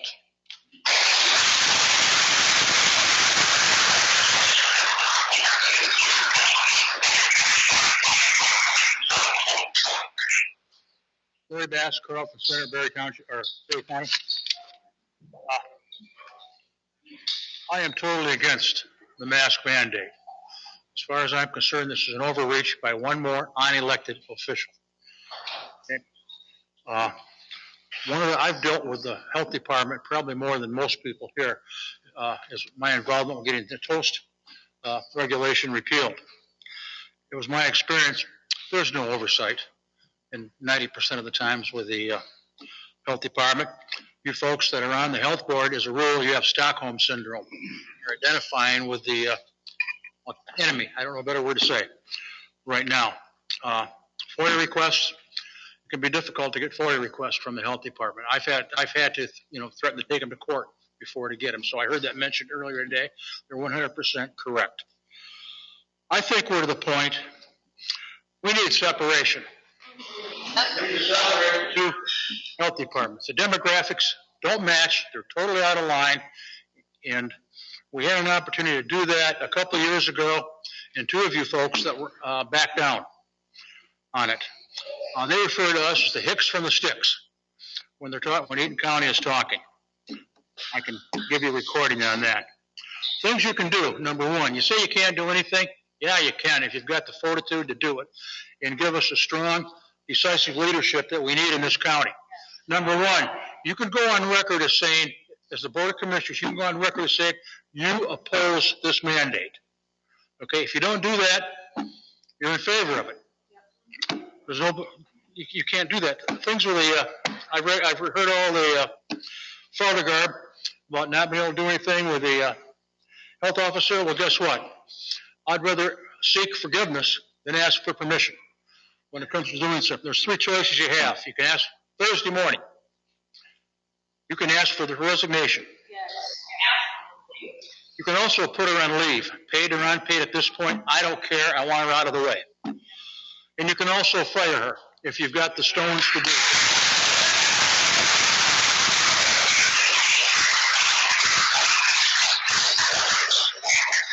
These are the numbers that were used to justify her decision. And once again, going back to years of getting numbers from the health department, you know how much faith I have in these? That's how much faith I've got in those numbers. There's been 670,000 deaths due to COVID since January 20th, 2020 through September 18th, and I might be off by a day or two for that. I apologize. You know how many deaths are attributed to 17 and under, which would be the students? 374. Was that a tragedy? Yes, it is for 374 kids that died. However, that number is so infinitesimal, it shouldn't even come into the equation in making a mandate. I'm going to, by the way, how many people here have heard of Anne Frank? There's something I love that's been on Facebook. Anne Frank was hidden by those that were breaking the law. She was executed by those that were following the law. Another point I'm going to make, if you don't give us the decisive leadership we need, maybe it's time you should look in the mirror and go elsewhere. Yep. Frankly. Amen.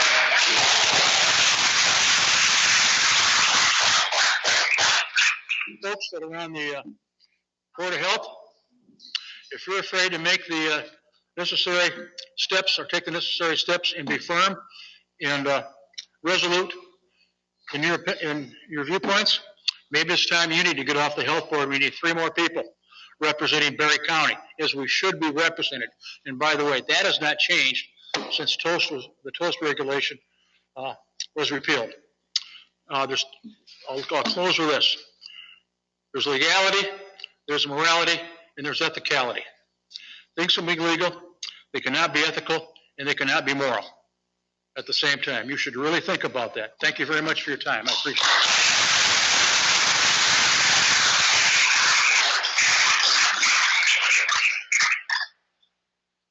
Hello, I'm back up here again because before I was very nervous and I couldn't really speak my mind. So now I'm going to do it. I'd like to start this off by saying my childhood completely ended while I was in 5th grade. That's when COVID started and my school ended. Now that I'm back, I have talked to my classmates, and almost all of my classmates have told me that they wanted to kill themselves. That is absolutely not okay. When I was in 5th grade, my classmates never told me that they wanted to kill themselves. So now all of a sudden you're telling me that they just want to kill themselves? Of course not. It's clearly because us children have been isolated from the world for absolutely no reason at all. Sorry. Give me a second. What grade are you in? I'm in 7th grade. This year, for 7th grade, I actually felt hope for the beginning. Mask was off. Everybody was happy. I was finally happy. I felt like maybe I would get my childhood back. Maybe this time it would go back to normal. But 2 weeks later, everything is just back to masks, and I'm tired of it. I really am. I need you to all look around and look at all the parents here. All these parents have children.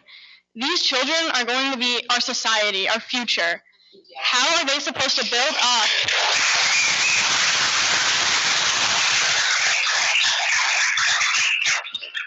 How are these children supposed to build up a society when they grow up in a society that isn't together and that is falling apart?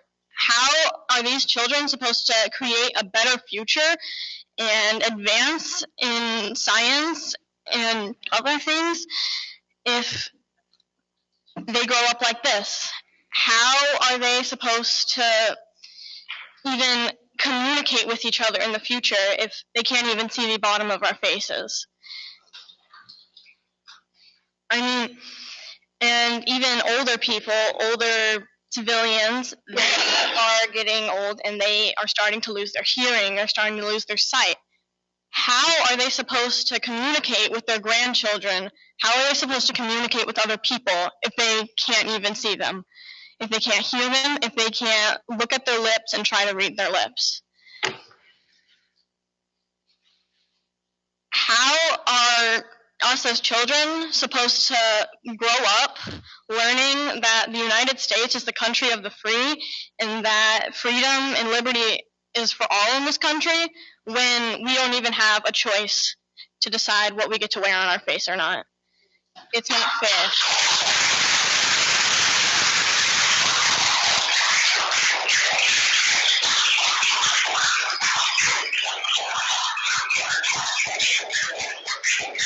Well, very impressed with you, Miss, and we hope to see you back in here arguing maybe as a lawyer someday.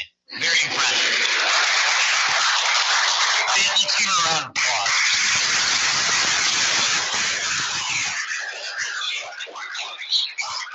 Not back your phone, but your 3 minutes start. All right, my name is Jamie Braska. Haven't these kids suffered enough over the past 2 years? There are so many kids who have failed last year due to mandated contact tracing. Honestly, I thought we learned from the numbers last year that this process didn't make sense at all. We found out that it was more damaging to our kids to be out of school for 10 days than possibly turn around and be back out again for another 10 days or however long. As mentioned before, there are many kids who have not had parents at home to keep them on track with their schooling. Some kids have the drive, but many feel like being on quarantine is a free pass. And for those kids, it's unfortunate that they are not thinking about how long this could honestly go on for and how this will be a huge impact on their future. There are students who do well with remote learning, and those who do not. There are also parents who do not have a choice but to work.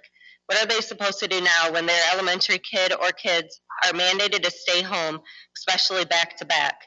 It was different last year when places were shut down, as some parents were able to then step up and be the teacher. But now that everything is open, what are they supposed to do now? And for those like me who have been working throughout this whole pandemic, what are we supposed to do? What am I going to do if my third grader is quarantined when he's asymptomatic and is to be out of school for 10 plus days? If I had the choice to homeschool my kids, I would have done that years ago. But I chose to go into nursing to care for others. I also made that decision knowing that how important it was for kids of all ages to be learning together and playing with each other. That's why I chose to put my kids into Thornapple Kellogg schools. Had I known what I knew today, I would have kept them home, or at least got a nursing job where I can actually monitor the real numbers of this and be a whistleblower for all. What I do know in the cardiology office that I work in is that we are told that we have to use a diagnosis code for each COVID test ordered, and I have that. It's one of them is Z20.828. It is contact with and suspected of exposure to other viral communicable diseases, and it's marked primary. These tests are mandated for our patients who come in due to chest pain, who needs either a stress test or a cardiac procedure. And as we all know, they are counting suspected patients in all of these as well. There should be an option for us parents to opt out of masking our kids. We all know the risks of COVID. We also know that children are not the ones at the highest risk. Most of us had COVID already and have our natural immunity to help us out for the rest of time. This is not going away no matter if we mask up or get vaccinated and have how many ever boosters they require. We say it's just a mask and go along with it, but the mandate of vaccine will be next. Everyone should have a choice no matter what way you stand. Thank you.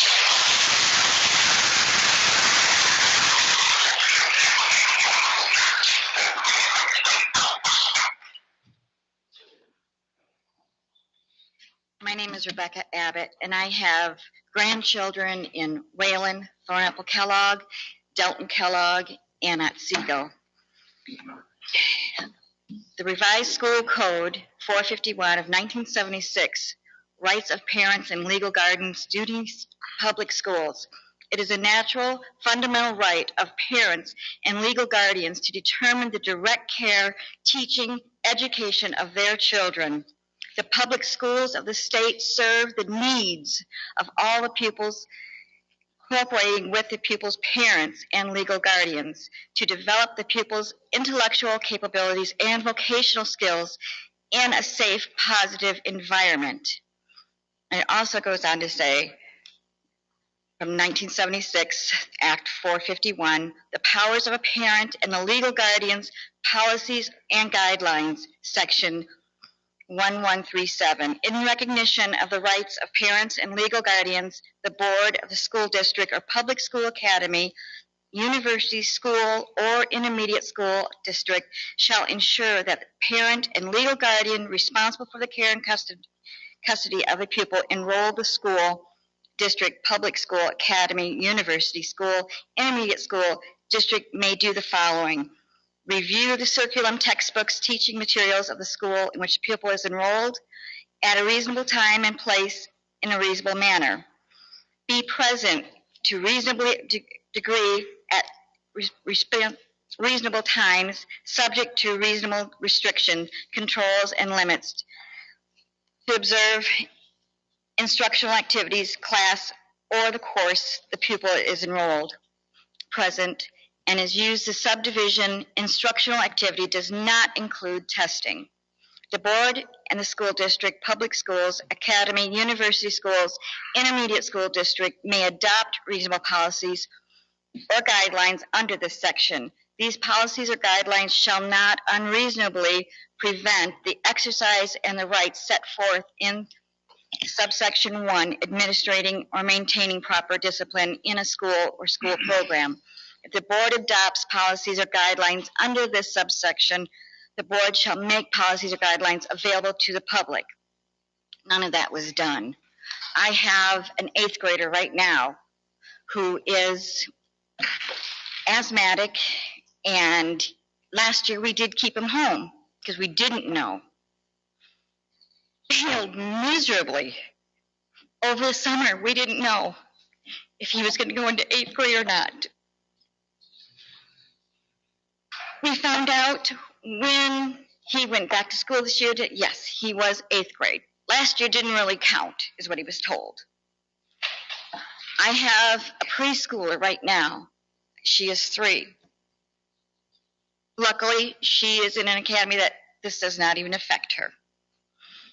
I have a sophomore at Wayland who is in competitive cheer and everything else. And she says, Gigi, I hate this. Why? You got sick, you got over it. I said, yeah, a lot of us do. This is not affecting you. I don't know why. That's why the parents are coming. That's why we are so upset. The kids aren't dealing with this. They need to see each other's faces.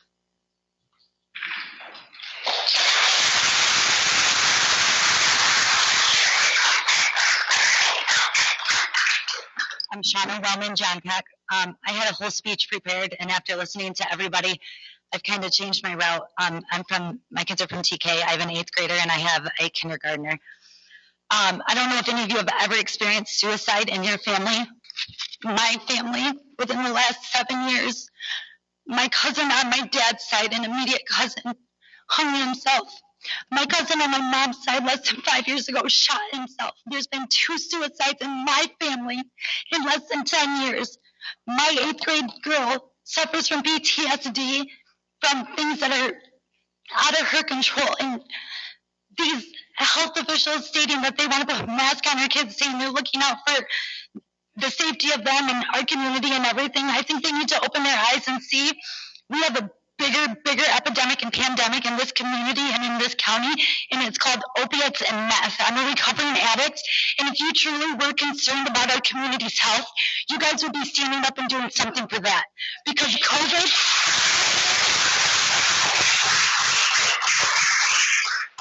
husband and I are both recovering from opiate addiction.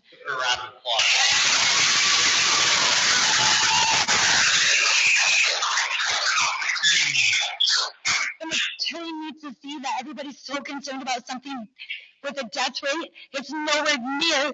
You guys have no idea the struggle it is in the addiction community and the help that you could be offering, but yet we're concerned about masking our children where it could cause suicide. Imagine what would happen to my family if we lost my daughter. We've already lost 2 people. It's not fair. You guys need to really do what you can, and I know you have the power. Quit passing the buck to everybody else and stand up and do what you can.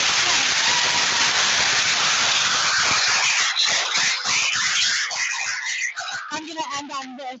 I don't understand why we're blended with Eaton County. They're huge.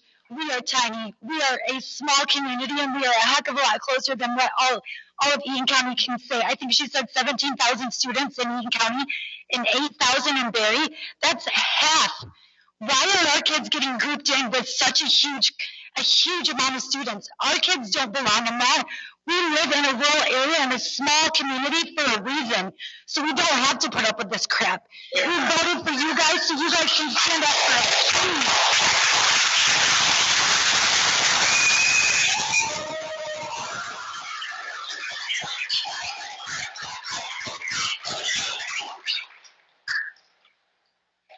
My name is Justy Goff, and I have a daughter in the Delton Kellogg Middle School.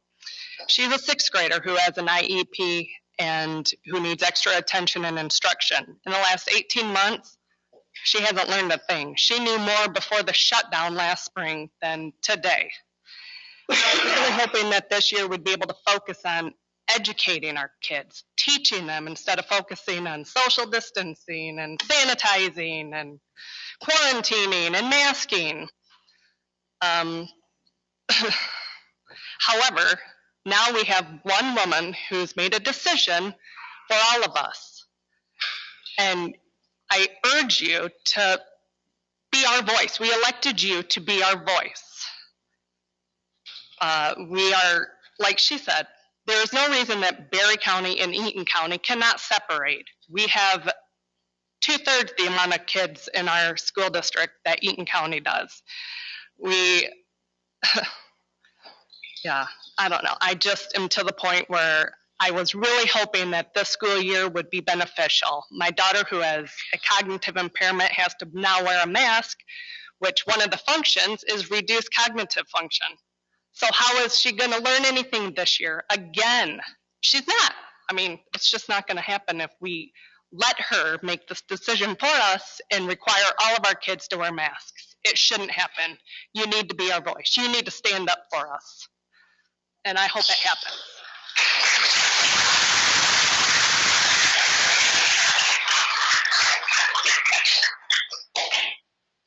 Hi, name's Julie Ackerman, and I'm from Delton. And we've had a lot of Delton people here today, haven't we?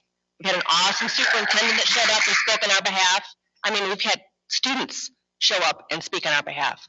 Delton is a great place. Berry County itself is a great place. Like my sister just said, we don't need to be with Eaton County anymore. And I just learned today that we were actually 2 votes away from that. That's, you know, you guys were voted by us. I know some of you personally. You guys need to start doing what we voted you in to do. We are kind of ashamed of ourselves that we now know that we need to be active. We took it upon, we assumed, and that's a terrible word, that you were doing what you were supposed to be doing. And maybe some of you didn't realize what all you could be doing to be our voice, because as commissioners, and I'm learning a lot of things lately. Trust me, I've been dealing with COVID things from schools, from a business that we own in Delton. It's been an active part of our life for quite a little time now. I have a daughter, she's a senior. She loves school. She's a National Honor Society kid. She's a 3-sport kid. She absolutely loves it. About 3 weeks before school ended, maybe a month, she said, Mom, I've checked out. I don't even like it anymore. I love school. She is anxiety-ridden when it comes to taking tests, right? So now with SATs for college kids, they're kind of just wiping the slate clean because their scores are so terrible. That was a test a while ago that meant something. Today it doesn't mean anything because of COVID. Now that because of COVID slate, slogans really getting old. And you guys have heard from some awesome families, and you're going to hear from a lot more awesome families, that please, we're imploring you to understand that you guys really have some leverage here. You've got some opportunity here to make a big difference, a big stand. And Berry County can be like, I don't know, the martyr of what should be done in the world, right? Like in Michigan. Here's an opportunity for you guys to take all of this in, to talk about it amongst yourselves and say, wow, we've got lots of support. We've got somebody who's telling us what to do that shouldn't even be in her position, because I think Joel hit the nail on the head with a lot of his information. Why should we have to beg for what is ours to begin with? And I know that you have a big job. I've been in a lot of these, not your board meeting, but I will be at these from now on. Our school board meetings, I've been active. And I understand, okay, there's opinions, there's all sorts of things to factor in, but when the plain simple fact is we have a right to be here and we have all these stories to share, that should tell you guys a lot of stuff. And I know you're going to do the right thing, and we're going to be better for it. Thank you very much, and have a great day.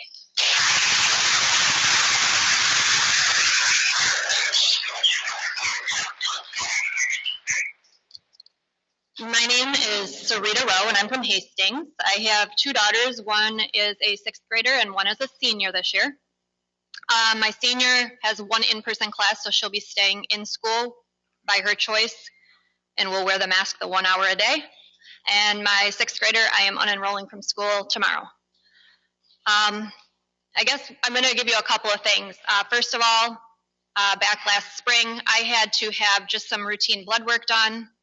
You guys usually know how routine goes. You go in, 15 minutes, you're back out after you have your blood drawn. I went in, of course, you have to mask right now when you go into a medical facility. 15 minutes later, they draw my blood. I get ready to leave. I get a phone call on the way home from my doctor's office saying, "Are you feeling okay?" I said, "Why's that?" "Because your CO2 levels are out of the range, way out of the range."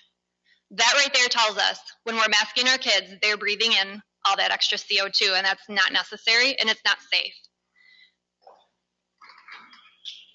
Secondly, yesterday I get a call from the school. My daughter, who is in 6th grade, has asthma. Her friend brought her down from phys ed, stating that she was having an asthma attack. She could not breathe. I go to the school because they call me. I do not have her inhalers on file because we have not had to deal with asthma for 2 years, being that since COVID started, we do not mask. It makes her asthma worse. She comes home. She stays home for virtual because of that. This year we put her back in because we thought it was going to be fairly normal. I get the call yesterday. I go to the school, let her use her inhaler. Later that day when I pick her up, I find out the real reason that she was having issues is because she started having a panic attack. Because another student in PE, when they were getting dressed in the locker room, said something about wearing masks and that she thought it was a very good thing to have done because it keeps us all safe. My daughter spoke up and just goes, well, that's stupid. The other girl decided that my daughter deserved to be punched in the arm. That is not a way that I want our youth to be raised. It's causing so much divisiveness in our schools because, and it is a political thing, but our kids at the age of middle school are starting to learn who they are and what their values are truly, and they're starting to grow on the foundation that us as parents have given them. I have told my children, unless somebody punches you, you are not allowed to punch first. But you better finish it if they're gonna start it.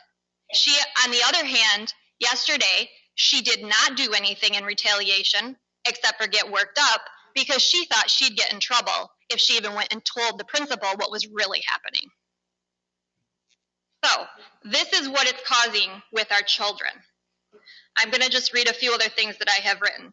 In 3 minutes, I ask you to summarize your comments. Okay. I guess my main point I'm going to ask is, are we going to cower and teach our children that they need to blindly submit to insanity? Families should be allowed to decide what is best for them. This should not be a mandate. I, myself, am drawing the line in the sand, and I will not stand for it. I invite everybody to stand with me and stand up and exhibit your rights as Americans. As said by John Dickinson, united we stand, together we fall. I suggest we are united.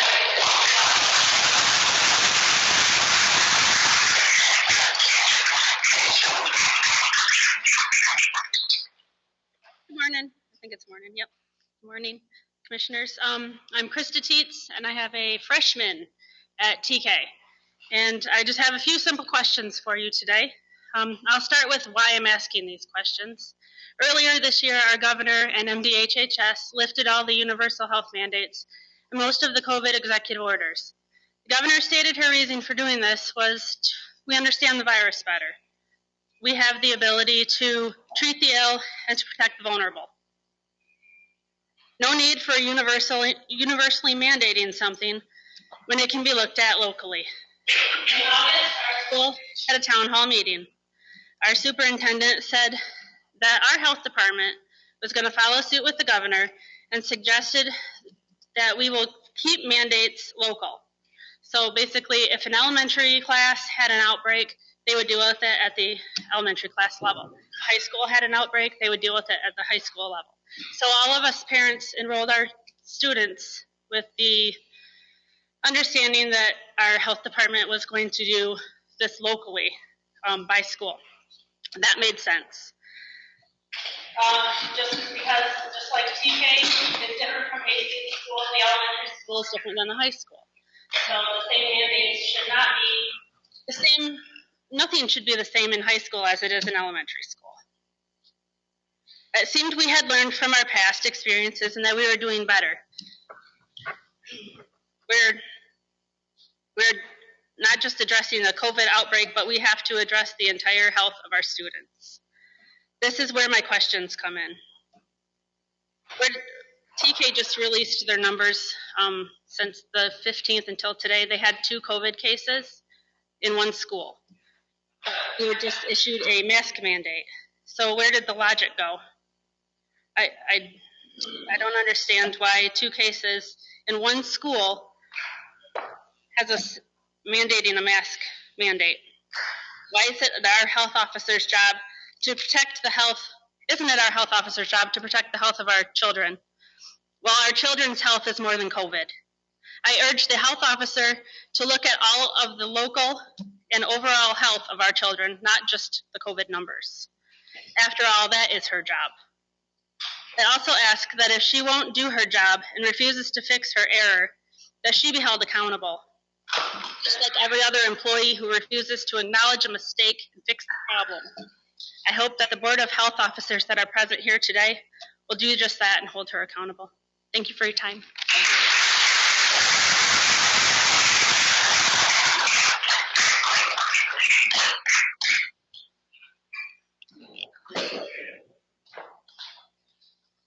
Hi, my name is Laura Giles, and I'm from Hastings, and I have 6 kids, 5 of which were in the Hastings area schools last year, and I pulled all of them because we were against the mask mandate. I grew up in Hastings. I love this community. I was a vital part of the schools, and I continue to stand up here today, even though my kids aren't currently in Hastings schools, to stand up for my family, my friends, my teachers, and the people that I dearly love, that we all deserve to have a personal and a medical choice what goes in our bodies, and especially on our children. I just have a few points to make. How is one unelected official making choices for thousands? Why do we have a school board if they cannot make the decisions for our students? Why are we punishing our kids and weaponizing them? The mental health cannot be measured that's going on in our students and teachers. We need to stop living in fear, and we need to stop punishing and experimenting on our kids, and we do not need to co-parent with the government.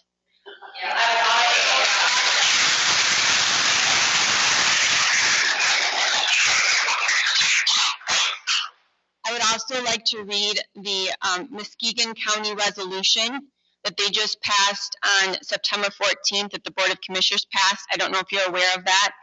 It says, whereas the citizens of Muskegon County, being both informed about the risk and benefits of available medical treatment such as vaccines, as well as maintaining the sacred inalienable rights to all autonomous choices about their own health, are essential to securing both the general welfare and securing the blessing of liberty as they are protected by the Constitution of the United States of America. Whereas we, the Board of Commissioners for Muskegon County, believe that the medical decisions of the citizens are best made in consult with their healthcare professional who is knowledgeable of the citizens' health history. Therefore, let it be resolved, Muskegon County messaging henceforth related to vaccines shall encourage citizens to discuss the risk and benefits of any such treatment with their chosen healthcare professional, and be it further resolved, Muskegon County shall not question any citizen's claim or parent's claim on behalf of their children to exempt from wearing a face mask or any similar mandated activity. Be it further resolved, Muskegon County shall not require or mandate any employee, prospective employee, or contractor any form of vaccine or similar medical treatment, verification of COVID-19 tests as a general condition of employment, and will not encourage employers located within the Muskegon County to establish such mandates so to hinder medical autonomy. And be it further resolved, the Muskegon County Board of Commissioners does hereby encourage the citizens of Muskegon County to continue to increase their awareness of available preventative measures and therapies discussed by the risk and benefits of available preventative measures and therapies with their chosen healthcare provider. And finally, be it further resolved that the copy of the resolution be sent to Governor Whitmore, their senators, and their representatives, and to each county clerk of the county of state of Michigan. So I just implore the board to follow Muskegon's lead and leave these choices up to the parents and for individual choice. I thank you for your time.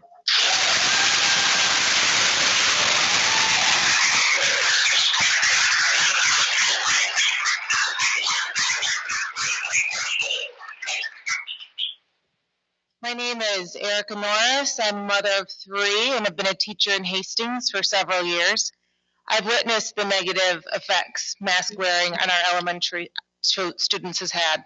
I have watched as students have tried to communicate with their teachers and teachers with their students through a piece of paper or cloth on their face. I have watched as students sneeze, drop, pull on, share, forget, and struggle with their masks daily. Share.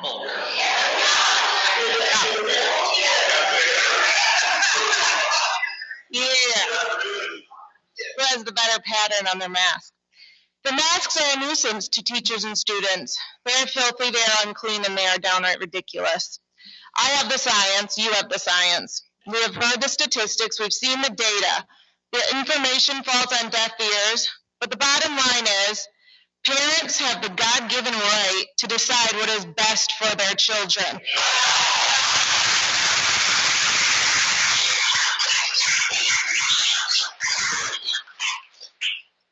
You say many of you don't want this. Even scarier, you say you wouldn't have voted on it. Yet here it is. As a teacher, I have seen how face masks impair facial recognition and facial identification. Face masks impair verbal and nonverbal communication. Face masks block emotional signaling between teacher and learner. Constant reminders to pull up face masks, put on face masks, don't chew on face masks, etc. take away from valuable teaching time. And this one happens all the time. Because students cannot hear their teachers, and more concerning, teachers cannot hear their students, both will move closer and thereby increase infection risk. Our hands are tied is not an excuse. It cannot be said. We need you to stand up together to fight this. We are done. Look around you. Look at these people. They're here and they're saying that they've had enough. The line has been crossed. Eaton County is not Berry County. Colette Scrimger is not the epitome of knowledge. Get rid of Colette Scrimger.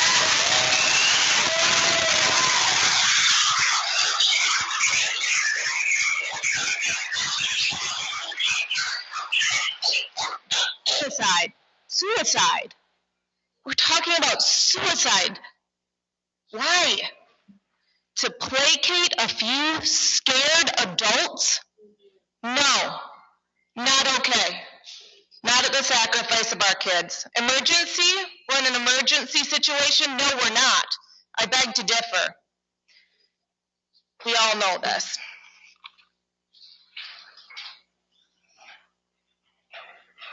And as if all this were not enough, this is not a decision for anybody else to make. It is a parent's decision. Masking my child is not a decision for the U.S. government, the state of Michigan, the Berry Eaton District Health Department, and certainly not Miss Colette Scrimger.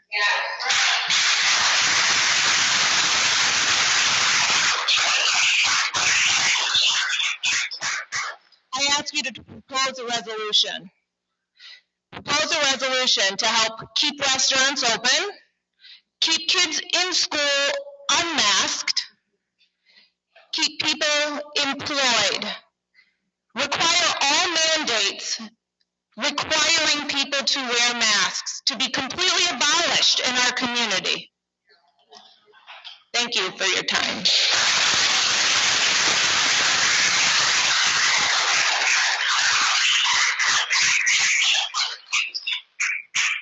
Hello.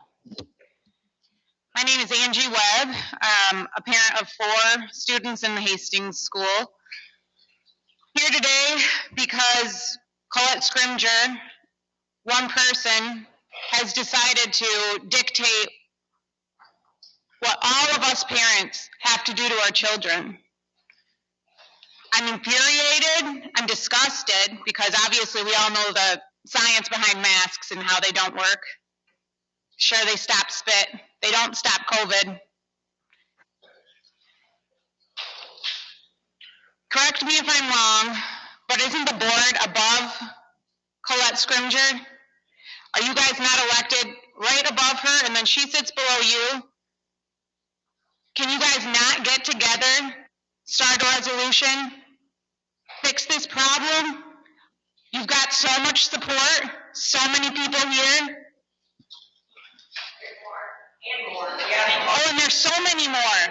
people that couldn't be here. I mean, it's a Tuesday afternoon, people work.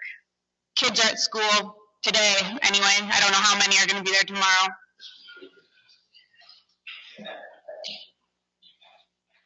These kids are kids for so long. They're in school 12 years. We've already taken away 3 of those years as being normal children, having fun at school. What is next? What are they going to mandate next? Where is the line that is going to be drawn? I mean, if we don't stand up to this mask mandate today, and we say, no, we can't do it, you guys got to figure out what you got to do. You have to figure it out. Vote, do whatever it is you have to do. I'm not sure, I'm not on the board. But our hands are tied as parents. We come to you guys because we think that you can do something. Please. I don't want to take my kids out of school. I'm not a teacher. I count on them to help me in that regard. They enjoy it. They like to be there. They don't want to go home and be home all day like we were before.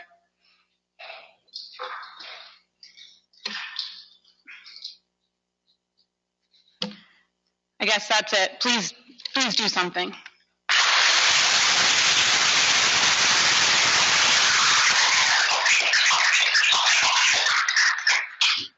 Good morning. My name is Angie Solomon. I have a freshman at Lakewood High School. When this announcement came out last week, I explained to my son what was happening yet again in our schools. His response, Mom, why? What's changed? And that response to me as a parent, it's my importance to go and dig into what has changed, what has actually changed. But in attempting to answer my son's question, I got a lot more questions that you need to ask Colette. So what makes it She's using these orders to slow the spread of COVID, to reduce the strain on hospitals until our children are eligible for vaccination. So let's start with reducing the strain on hospitals. Actual statistics for the hospital of our area, which is District 5, from the state of Michigan, as of yesterday. Mind you, our district is Allegan, Berry, Calhoun, Branch, St. Joseph, Cass, Berrien, Van Buren, and Kalamazoo counties. We have 118 confirmed adult patients in our hospital, which makes up 8% of the inpatient adult care. We have 1 pediatric patient, or 1% of pediatrics, with positive COVID. So obviously our hospitals are not overwhelmed. And not only are they not overwhelmed, they've had 18 months that they're preparing for this. They're preparing for surges. This is what they've been doing since the start of COVID. Since the state statistics don't agree with the strain on our healthcare, I'm going to start touching on slowing the spread by mask. We all understand at this point the science behind masks. A normal N95 mask is going to prevent anywhere from 100 to 300 nanometers particles coming through. That's an N95. I don't see a single one of our kids wearing an N95. They're wearing cloth. They're wearing things that are breathable. None of them are fit right. None of them take it off. None of them wash it. They're disgusting. All you have to do is come home and you smell it while it's sitting on the table and you toss it, because I've got a teenage kid. You look at his mouth, it's disgusting. So they're not working.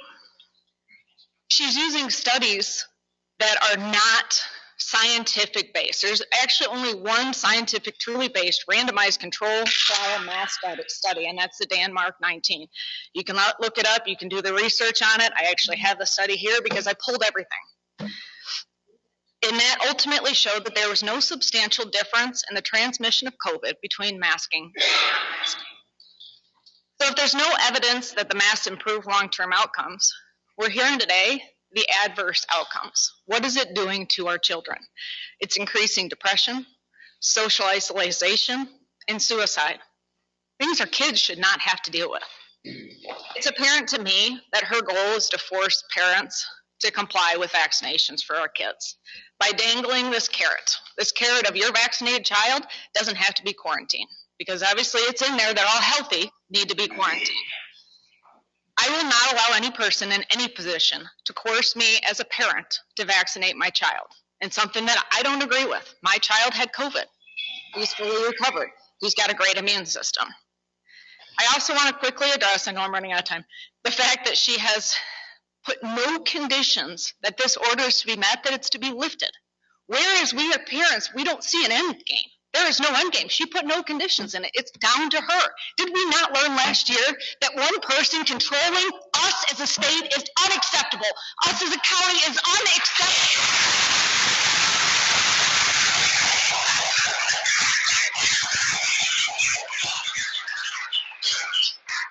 As parents, if we feel that it's in our child's best interest to mask our child or to vaccinate our child, that is our right. As parents, we will make that decision.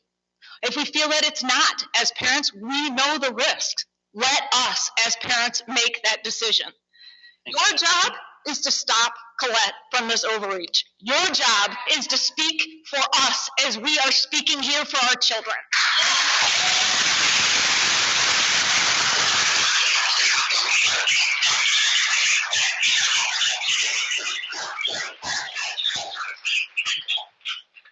Good morning. My name's Pat Hilton, and I'm thoroughly confused. I've looked at a lot of data since COVID, and the last decade, more children have died of influenza on any given year than have died so far in its entirety of the 19 months of COVID. I cannot remember in the 15 years that my children went to Thornapple Kellogg High School that they were told they had to mask because they were in danger of the flu, when in every instance, every single flu season, they were more in danger of dying of influenza than they have at any point of their existence since COVID-19.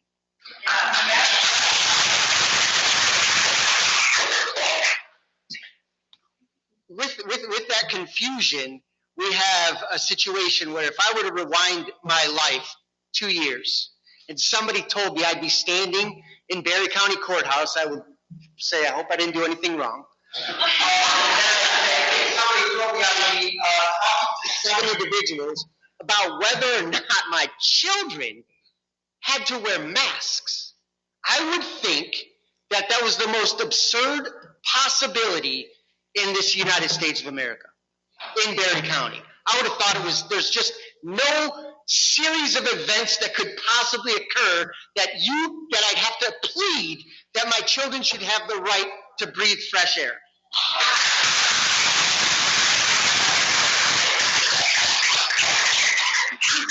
Even deeper, right? Because last night I had to talk to 2 of my children and explain to them that for one human being in Berry Eaton County, got to decide that their school got changed forever, in perpetuity, no end date in mind, and that we can't allow them to go to school. There were tears, again, lots of confusion, them asking me questions, how can this happen? That's why I'm here.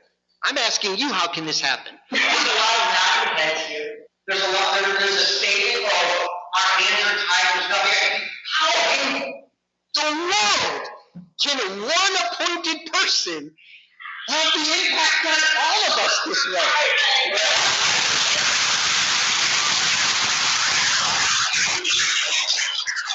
In deep conscience that your hands are tied. Our hands are tied, unfortunately, because we went through an election process that kind of goes like this. We vote for a Board of Education so that we can have them represent us, and we did that. We met with them all summer long. We pleaded with them. We worked with Mr. Remenap, probably one of the best superintendents in Berry County, and he had a back-to-work plan. So we thought we were good. Our children were happy. Well, guess what? My senior was a little bit smarter than we were. She said, I'm not going back to school.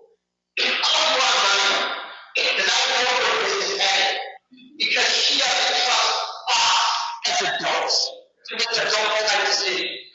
She doesn't I will sum up by saying we should all be ashamed of ourselves.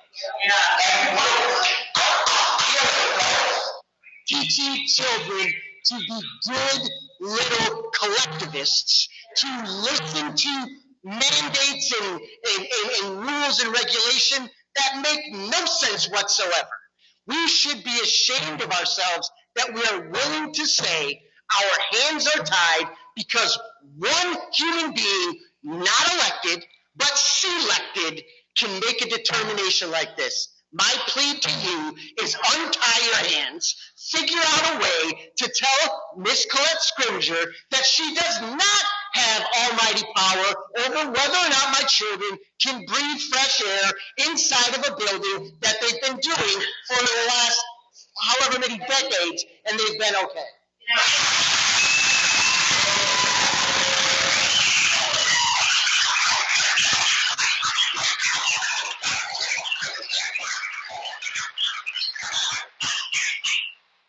My name's David Coons. I applaud the people that came before me. They came with passion. Most of them did a lot more research, I'm sorry to say, than probably you people sitting up before me did. They obviously did more research than the law firm that you guys got your opinions out of. The same thing with Allegan County and the same thing with Kent County. If they could not figure out a way for you guys to look at removing a person from their position or breaking a union with this county. The people here came up with enough data and actually enough statutes to do most of that. Why didn't your law firm do that? Some of you may know me, some of you may not. I practiced law for 26 years. Hardly a contract that can't be broken. But it has to be from the intent of the people to do that. You as a Board of Commissioners have that ability. You have an ability to get a second opinion or a third. You didn't do it. You can shake your head and say, yeah, we agree with you. But do you? Because your action may not be showing that. We're getting walked on. And people are upset about that. You guys are overseeing a $6 or $7 or whatever it is, $8 million drain project. Are you going to audit it to make sure that the money goes in the right spot? I hope so. Of course you will. But we're asking that to be audited with the health department. You can call that person up on the rug and find out what the data is. You can find out what they're basing their decision on. If you don't like it, voice the opinion and then replace them if you don't like it. Because if it's bad information, bad information. One of the things that I know about our governor, she has said, follow the science. Most lawyers that I know, their undergraduate degree is poli-science. What is that? Political science. It's not the science that we're supposed to be listening to. It's science of what is medical science, not the politics. We've been following the politics ever since the beginning of COVID. We've got stomped on because it looks like we're not empowered. We are empowered as people, but our last power is what, to recall people all the time? All we're asking is step forward, do a job. Our children. If anybody has a young child at home, I do not. But I have friends and I have grandchildren. They go to school, the elementary kids, and they come back with somebody else's mask. Okay, what good is that? Well, I like the design on it. The last thing I will leave you with, LA County, this is in the news this morning. Health Department says the mask at the Emmys, not wearing a mask is fine because the exception was granted for the film, TV, music, production, it's all political science again. We have a lot of groups of people that don't think they need to wear a mask. It's time that we stop listening to most of those. It's time that I guess our system becomes honest and not based on political science.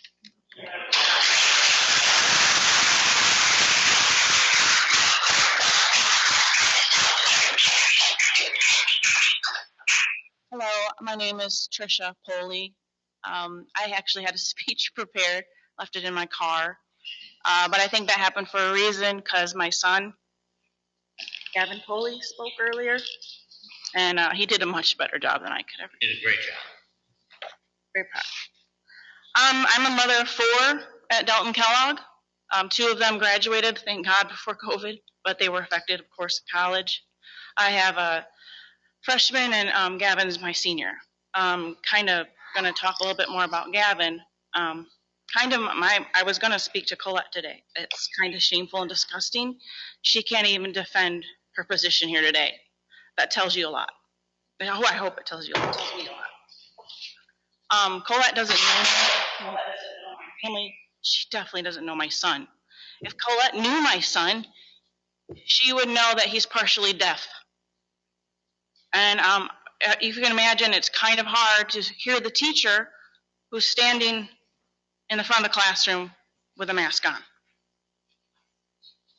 It's also very hard to read lips through a mask. Both of these things my son needs to help him understand. Luckily, he's very smart, and I know and that he's done fairly well in school. I'm here today to support the effort that you can do something. We need to be separated from Eaton County. I support that fully, and that's something that can be looked at immediately. This is my son's senior year, and when it started, I was so thankful that we were back to normal. He was just so thankful. You heard from him, and you can tell from his speech, he's a very caring individual. And his classmates and his teammates picked up on that, and they shared with him the things that they were going through last year. And, he told me some of that. And when, of course, he told me that a few of those people were, like he said, not checking the box on a piece of paper, were literally thinking about committing suicide. My son had that burden to take that on, to listen to that, and, be there for them. And I'm actually very proud of him and thankful that he was there. They may not have people like that. I don't know about the other parents here, but I can tell you that a kid thinking about taking their own life scares me a whole hell of a lot more than COVID. I'm just blown away. Wear your mask. No. They're thinking about killing themselves over this mask mandate, social distancing, the quarantining, and they're so smart. They read, they see what's going on, and they're just as confused as we are. And so I came up here to speak on behalf of my kids, that the mask mandate be done away with. It's no longer needed. That we're given a choice. I too am not pro-vax or pro-mask. I am pro-choice. Like this lady here, she chooses to wear a mask. Good for her. I choose not to. My family chooses not to, and we should have that choice. Thank you for your comment.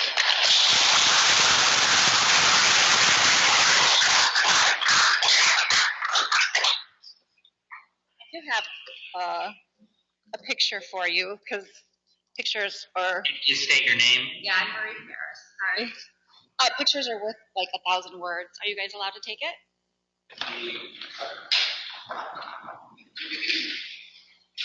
I have a condensed version of my right to speak at the board meeting last night. Mr. Campbell, I would like to thank you for being a veteran and fighting for my right to stand here and speak.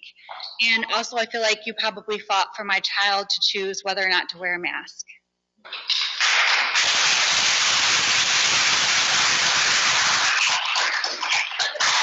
That I am not against mask wearing or vaccination. It is a choice I highly respect. I think we should be kind to those who want it, and I think that we should be kind to those who don't. But the orders we are under are highly disturbing. They make no sense. First, we need to find out what we can do to separate Eaton County from Berry County. I do not think the numbers of one should negatively affect the other. If I studied hard for a test and I aced it, I should not fail because the student sitting next to me did not study and failed their test. Eaton County's numbers are not our numbers. Also, no school number should affect another school. Somehow this system needs to be adjusted and fixed. I am certain Eaton County and their student population brings in way more dollars for their per pupil count than Berry County does. Hastings Schools brings in more money than Delton Schools. It is simple math. They have a much larger population than we do.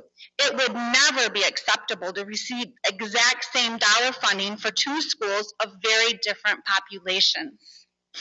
From what I understand, we were put into an emergency order with numbers of 4 students being impacted by COVID at Delton. with a guesstimate of 1,100 students in the population there. That is a 0.003% of a population that was affected. Forced mask wearing creates anxiety. It is a distraction. It's a learning barrier, limits communication, and is unhealthy as stated on mask packaging. Allows our children to be caught up in a political pond that I don't understand. Ask yourself why our children are targets. Why can stadiums fill up to the sum of over 100,000 people with no mandates, no mask mandates, no social distancing, and no vaccine mandates? But yet these mandates are being forced on our children, the least likely to even be affected by COVID. Question, contact tracing. Do we have numbers to help us with the effectiveness of this? How many students were contact traced as a total in the school last year, and how many of those students actually got COVID? From what I understand, the numbers are like 0 to none. Is this number worth the mental anxiety and agony this is producing across the entire student body? The unbearable guilt of a student that came down with COVID and therefore wiped out an entire classroom, band, and sports team. The finger pointing and the blame that follows. How about the student that is in their senior year? Life has already been rough, and because you were contact traced, you just lost out on the 2 weeks of your senior track season. The blow was hard, so you struggle with the why and give up and decide not to return to the one thing that was going to give you joy, ending your high school career in the middle of a pandemic. True story. From the numbers I've heard, it is in no way worth submitting these children to this mental abuse and anguish. COVID testing for our athletes. I just want to express how much unbearable anxiety this brought to many households. My son tested 2 times a week for 3 months. Anxiety was endless. And what if we were unlucky and got a false positive? What were we going to do with that? Thank you for your comment. I'm almost finished. Just as a parent, I lost sleep. I was physically ill on test days. I'd watch the clock until about 4 p.m. And when there was no call, I knew we were in the clear. The entire wrestling team made it for 3 long months of testing 2 times a week and not one positive COVID test. This has got to help the numbers, research, and science. May I read one last paragraph? Speak quickly. Many schools throughout the nation in Michigan are accepting medical and religious exemptions. I think this can be a legitimate plan of action for the schools to work with parents. Many schools across the nation are allowing parents and students to choose this option. Anxiety is listed on many forms as a legit medical concern. And from talking to students and parents as a whole, it is a real thing. Sadly, I know someone who has lost their son to anxiety last year. It's real and heartbreaking. I want these kids to be able to decide for their own mental, emotional, and physical health if a mask is for them or not. One of my son's best friend is a student at DK, and he's partially deaf. The family should have the ability to choose medical exemption. The mask mandate would put this kid at an extreme disadvantage. I think it's time to stop saying my hands are tied and come up with solutions. We must start to stand up. Waiting for this to go away does not seem to be an option. Parents have had enough, and I'm hoping you all have had enough too. Thank you for your comment.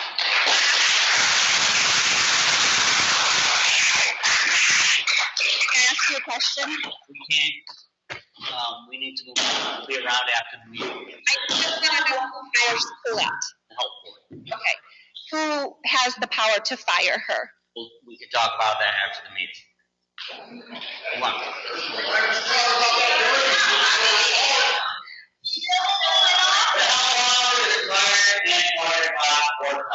Not this board.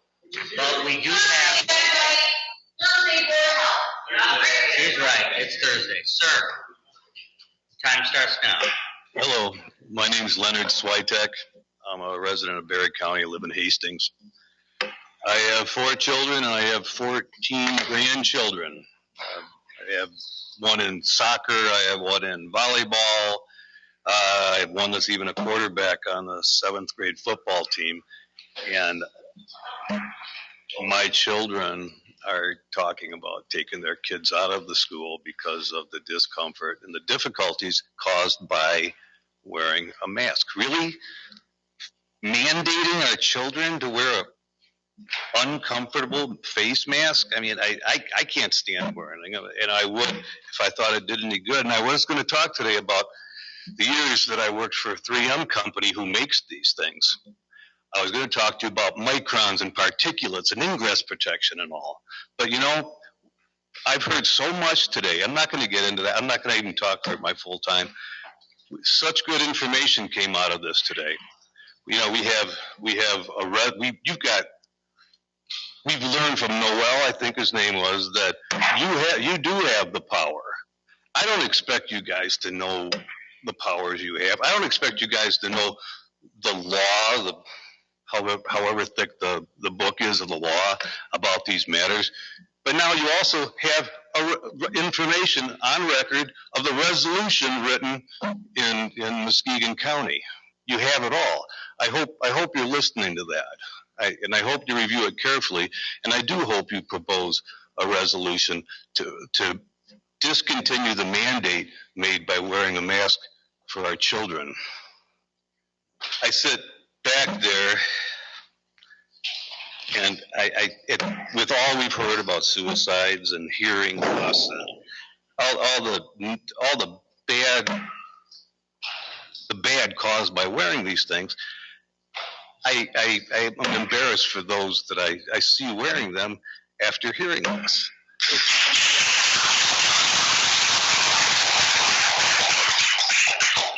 All that being said, I do request that you propose a resolution to discontinue the use of those masks. Thank you.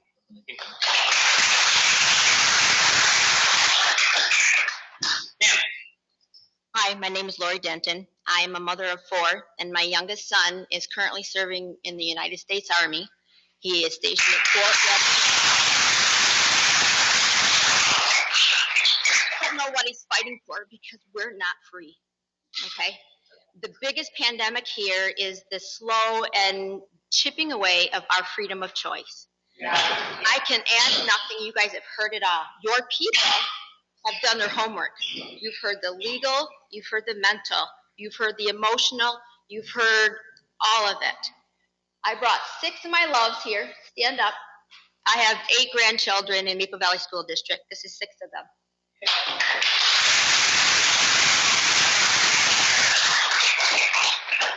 I'd like to think that what my youngest son is doing is going to make a difference for them.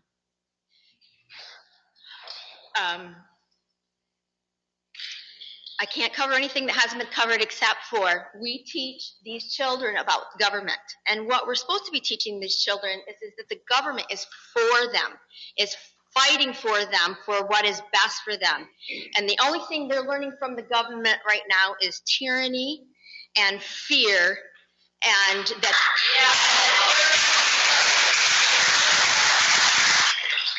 so that's all I have to say. Thank you.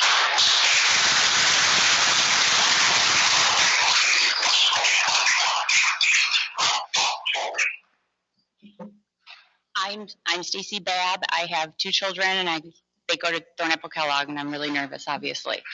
So you've heard all of the facts today. I'm just going to kind of wing it here and just say a little bit more to add to it. I'm much of a common sense kind of person, and in this case, I just don't see how the positives are not outweighed by the cons. And I say that because there's not any study anywhere that says that these masks do anything for our kids especially.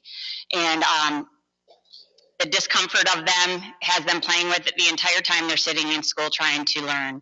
I'm going to read a couple of paragraphs out of this Wall Street Journal article that I had because I found it very, very good. In March, Ireland's Department of Health announced that it won't require masks in schools because they may exacerbate anxiety or breathing difficulties in some students. Some children compensate for such difficulties by breathing through their mouth. Chronic and prolonged mouth breathing can alter facial development. It is well documented that children who mouth breathe because andenoids block their nasal airways, can develop a mouth deformity and elongated face. The possible psychological harm of widespread masking is an even greater worry. Facial expressions are an integral part to human connection, particularly for young children who are only learning how to signal fear, confusion, and happiness. Covering a child's face mutes these nonverbal forms of communication and can result in robotic and emotionless interactions, anxiety, and depression. Seeing people speak is a building block of phonetic development. It is especially important for children with disabilities such as hearing impairments. I have a son that has dyspraxia.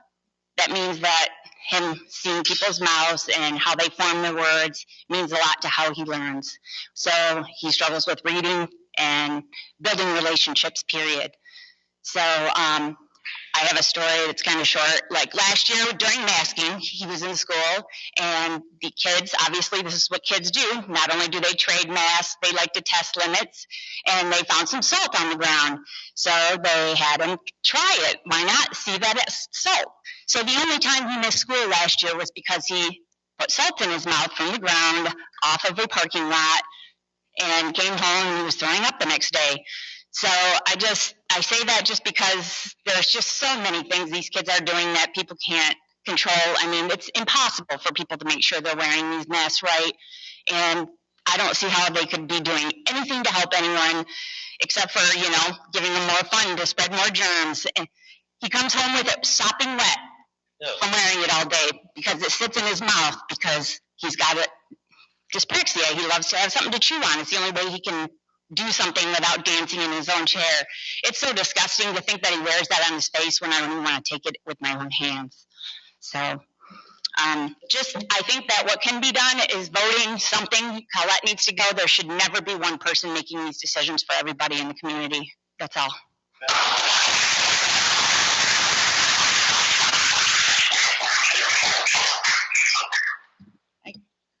Sorry. I'm just little, but I hopefully have a big voice. So thank you to all of you guys who are serving. My name is Sonia Harrison. Thank you to all of you that are truly serving the people, as is the role of the government. I know some of you are good people and you need to be making good decisions. So don't give up. If you're one of the good ones, please do not leave. If you are not, please pull yourselves up by the bootstraps and keep going or resign and let someone else fill your space. I do want to say in the beginning, I would like to see Berry and Eaton split, and I would like to see Berry County have its own health department with a phenomenal person leading that hopefully we can find. I am a homeschool mom. I've been homeschooling. We've homeschooled all of our kids all throughout. Our oldest graduated in 2020. Our second child graduated this year. And even though we don't mask, and they've had a great education, go me, they still have been impacted by COVID and the restrictions and all of the stuff that is going on. So I wanted to say that. I'm not here to talk about the masks and the pros and cons or the pros and cons of the vaccines, because that should not matter, because it is not the role of the health department or the government to decide for the people about those things.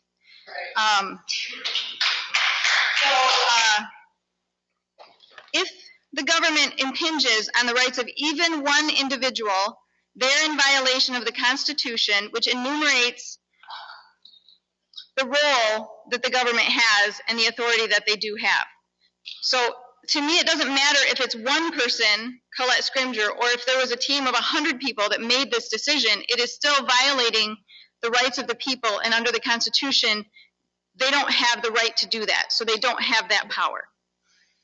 I am an interpreter, so I've worked for over 20 years, and I've been working all the way through this COVID experience.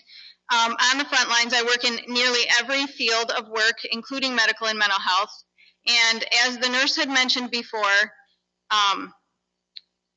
I am, in some cases, the only person that deaf or hard of hearing person is able to communicate with in person, including their family and their friends. And that is not fair. And I'm only there to do a service. I'm not even there to comfort them or anything. They have nobody that can communicate with them. And those rights should not be taken by the health department or anybody else. That should be the family's individual decisions, and the hospital should not be limiting anybody at all. None of our rights should be limited. So I should be at home right now teaching my kids.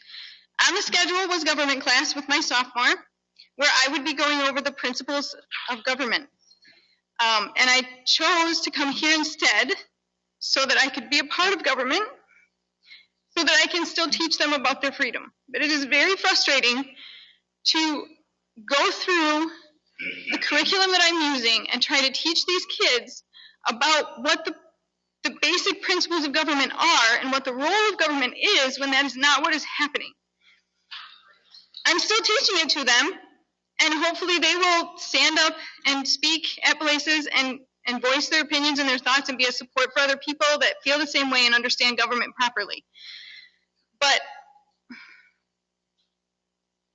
we should not have to come here and have these, we shouldn't have to stand up here when I don't like public speaking and have to say all of these things. It should just be what is. It should just be happening. You're welcome.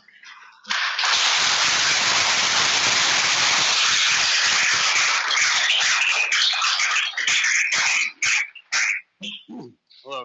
We have 5 more. Gotta go. Okay.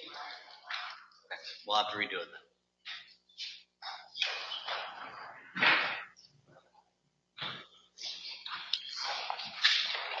Hello, my name is Joshua Meese. I'm a disabled veteran and a full-time father of 3 amazing children in Hastings Schools, elementary, middle, and high school. My children, along with many others, have suffered through through depression since this COVID political crap started. My family and I personally survived COVID twice with absolutely no side effects. My daughter suffers from anxiety like many other teenage kids right now. So going back to school with some kind of normalcy was a huge relief for her. My daughter tells me about teachers, mostly an art teacher in the school, that give infractions for any kid who asks anything COVID related. A kid who's fully vaccinated asked, "Why do I gotta wear a mask? What was the point of me getting vaccinated?" and gets written up without anything being said. I don't think that's right. So when they have a question, when they actually need help, they're gonna have fear, to ask a teacher anything. Pushing fear is what I see and hear over and over again. In this service, I was trained how to survive a hazardous chemical environment, and none of it involved cloth masks. This is about health, and let's promote good health. I gave 6 years of my life and many lifelong problems to fight for freedom, along with everyone's here.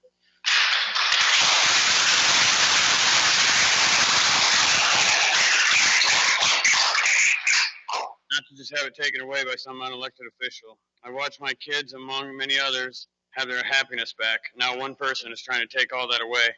Please hear us today and help us fight this.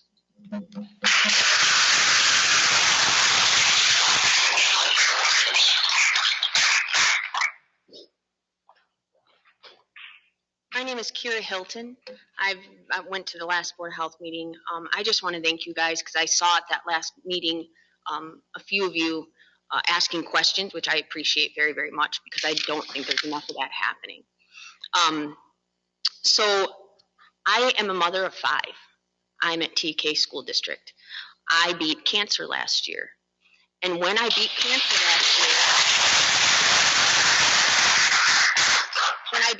last year, my kids suffered through that. But that's out of everybody's control, right? We're now 2 years later and I'm still fighting. And I'm tired. I'm exhausted. But I will not stop.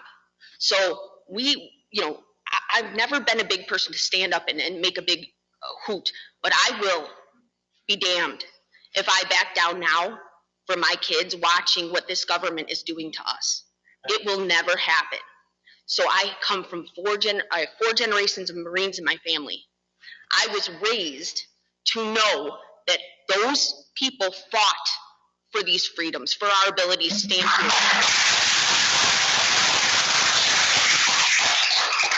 I have prayed diligently for all of you, even the ones who call us a mob, even the ones who degrade us and roll their eyes at us when we go to their public meetings.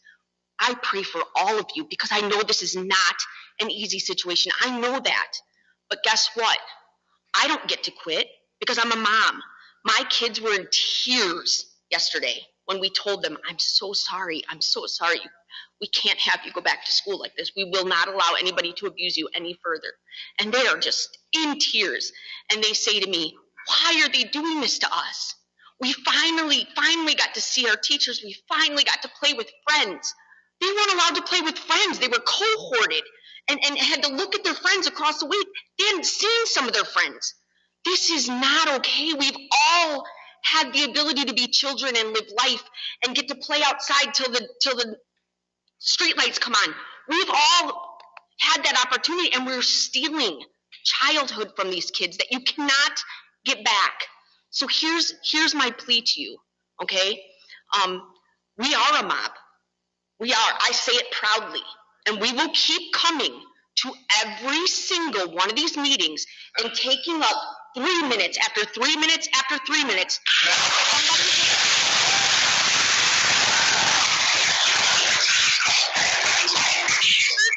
I've quit my job. I have lots of time now. So we're going to become really, really close until you guys decide that our hands are tied is not a good enough answer. That is not okay. I don't get to look at my kids and say, our hands are tied. No, you know what I did? When our school board president decided it was her job to circumvent our community's decision for choice and our superintendent's hard work that he did for the last 3 months, she decided it was her duty to circumvent that and send an email to Ms. Colette Scrimger, pushing and urging and saying, do your damn job. We have an overreach of government. That is an elected official who's supposed to be working for us, who is now pressuring our health department to do what they just did, people. I hope you all know that. I hope everybody knows that. Here's what I ask of you. Your hands are not tied. If I can put word out and say, you know what, this school doesn't work, let's build a new one, and all of a sudden in 2 days, I have someone agreeing to say, yeah, we'll build a school for you, Kira. Guess what? You guys can do better. You can do better.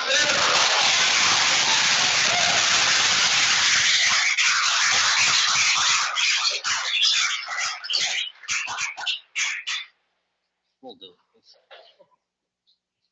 Hello, my name is Bethany Shetler, and I'm from Lakewood, and my husband and I have 2 kids, and I'm here on their behalf to be a voice for them where they have been silenced.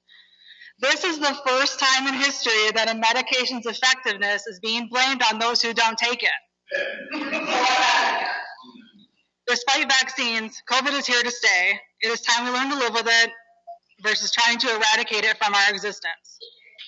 When our schools were closed and then our kids were masked the first go around, we were told it was to protect the most vulnerable because vaccines were not readily available. Well, they are now.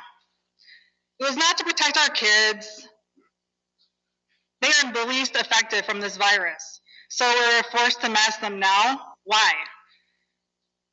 Now anyone who wants a vaccine can get one. There is no longer any science or valid data to back up this mandate. Where there is risk, there should always be choice. We choose to unmask our kids. And this is particularly for you, Mr. Geiger. Don't forget where you came from. Do your job.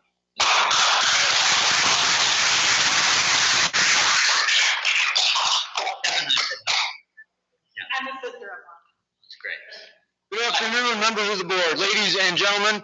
My name is Joel Yonkman. I'm a father of a 4th grade son out of Delton Kellogg. I first attended a meeting Friday night at Grove Street Cafe in Delton, learning of the group, the organization, the resistance. I learned so much and I was energized. Saturday morning, I compiled some information. I printed out as many copies as I could, 100 before 2 o'clock. I was at Hickory Corners Bible Church for a picnic to try and spread the word. I stopped at Cedar Creek Baptist Church. That guy thought I was accusing him of doing bad things with his church school. That was tense, but it turned out good. I went around blocks of neighbors talking to people. Overall, it was great. The only two guys that didn't want my paperwork, they were drinking beer all afternoon in the barn. They were lit. They did offer me a beer though. Overall, I mean, it's just been fantastic. Sunday morning, I had a 4x8 sheet of plywood in the back of my truck. I painted it white Saturday evening, and then I lettered it up Sunday morning. I was fixing to go and post up in town with this sign at the main road, hand out information, right? Well, instead, I decided I'd stop a couple churches because Sunday morning. Well, I ended up going by two, and I went to this third one. I visited there before. I was received with such welcome and open arms. They let me get up in front of the congregation. I handed out probably 60 or 70 copies of the information I had printed out the day before. It was just fantastic. So then I went to the Grove Street Cafe, and they let me park there and pulled my sign out. And I sat there for 2 hours with the sign out. Not a single person stopped, but I had the sign out. People were looking. People were waving, right? Monday morning, Sunday night, I made a T-shirt because I was planning on going to the school, the elementary school, yesterday morning, and I did it. So Sunday night, I got an old white T-shirt that looked real good and a big fat black Sharpie marker, and I write on it, Mask Law Info. 6:30 in the morning yesterday, I'm heading to Delton. I called the Berry County Sheriff's Department to let them know what I'm going to do. And I did it. And the school guy, Kyle, he came out and he told me I had to leave. And I said, Kyle, I'm not going to leave unless a police officer tells me I need to leave. And I'm still just handing out my information, waving to folks as they're coming in. It was fantastic. 20 minutes later, the local police officer come through, told me I needed to leave. That was fine. But it wasn't until all the traffic was through. I passed out a lot of information, spreading the word. It was just great. I really enjoyed my morning. Afterwards, I leave. I go across the street. The police officer comes over. He gets out of his truck. He talks with me. We shake hands. Great little conversation. It was wonderful. The Muskegon deal that's going on is wonderful. This is also something that's wonderful. That would someone be able to take these copies up to the desk? Thank you, sir. That's the copies of a state bill that's been put together. There's 6 copies there. I apologize for being one short. I'm not going to talk about that. I would love it if you would read that. If this bill can pass, that would fix all of this for everybody in the state. We wouldn't have to be here. Perhaps that's something that could be modified for the county level. I think that there is great weight that should be given to the fact that that legislation has been drafted and it's out of committee. I don't know where it's at now, but I know it's out of committee. I'd ask you to summarize your remarks. Very quickly in a closing statement, do y'all remember the Native American Geronimo? Geronimo, at one point in his life, he was up against he was in a tough spot, tight spot. Some Union Army guys had been led to him. A short, small amount of them so they could travel light and fast. Another Native American wearing the Union horse and the blue coat led them to him. It was over for Geronimo. Geronimo looked at that other Native American riding the Union horse in that blue coat, and he says, "What's in your heart?" That other Native American riding that Union horse wearing that blue coat very quickly found out where his heart was, helped Geronimo get out of that tight spot, and Geronimo lived on. We're all in a real tight spot. And so I got to ask each one of you, where is your heart?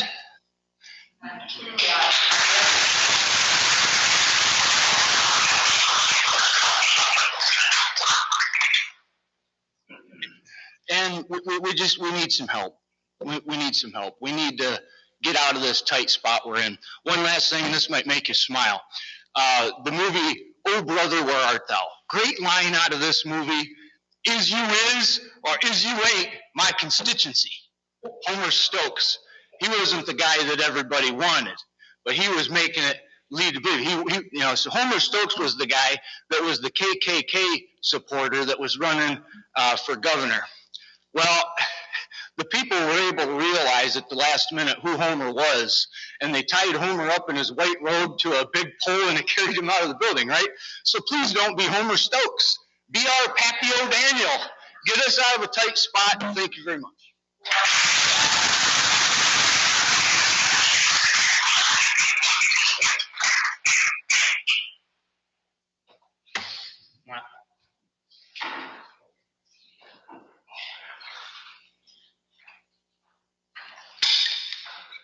Hi there. Hi. Let's state your name. My name is Monique Joseph, and I have 3 children, 2 that go to school in at Thornapple Kellogg at McFall, and 1 in Caledonia. I also own a music and dance school just on the north border of our Berry County. My music and dance school is part of an international organization. It's called More Than Just Great Dancing, and there are over 300 schools represented in there. And over the course of COVID, over the shutdowns, and I would say it was probably over the last, February, March, April, May, June, July, so 19 months. Studios across America, the studios in this organization experienced 5 suicides from teenage students of theirs. And every one of them was related to COVID. It was related to isolation. It was related to their depression, and even kids who, were feeling just so disconnected from their peers, masking. One student who was she was in quarantine, and on the last day of her quarantine, she committed suicide. And we're not talking about this. This isn't like the conversation in the news. The conversations that we hear are just fear. And our kids are resilient, yes, but our freedom isn't free. Our freedom came from our forefathers, and I think, at least from people my age, we have probably lived a pretty luxurious American life. We haven't had the kind of battles that maybe our grandparents, even my parents, experienced. But now is the time. It's our turn. We have to stand up. We have to stand up for our kids. The woman that had her grandkids sitting over here, that's our future. And there's corruption in our government and in our society. I think the agenda isn't for our kids. The agenda is for control. It's not for our future. I just wanted to say that one other point that I wanted to share. So my business reopened in July of 2020. We've had 56,000 students take class. 56,000 bodies have come and gone from our business since July of 2020, and we have had 0 COVID cases with our kids. 0.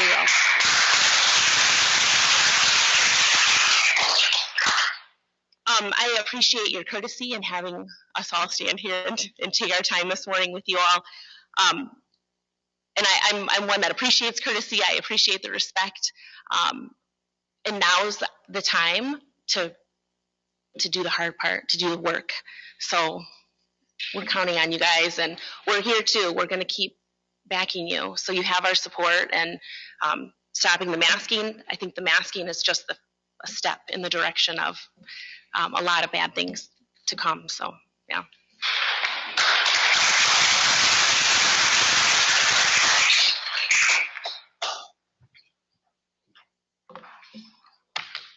Hello, my name is Rebecca Bose, and as I've sat here, I was waiting. I think people got up behind me. I was thinking I was going to be the last one because I wanted to approach you from a little bit of a different standpoint.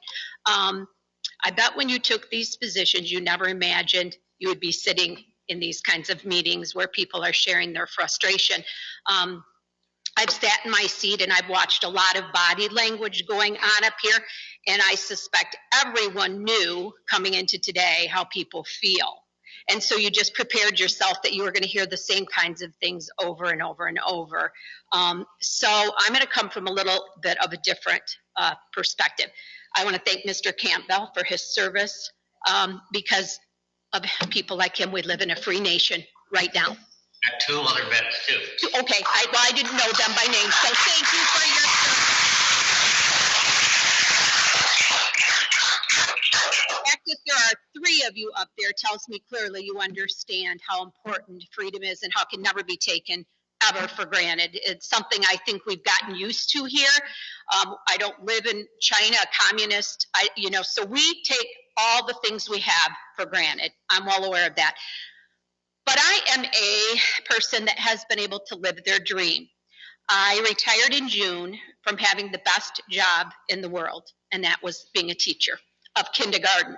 Best job. Most people can't say that. Most people finish and go, "Ooh, I'm glad I've done something for 40 years. That's enough."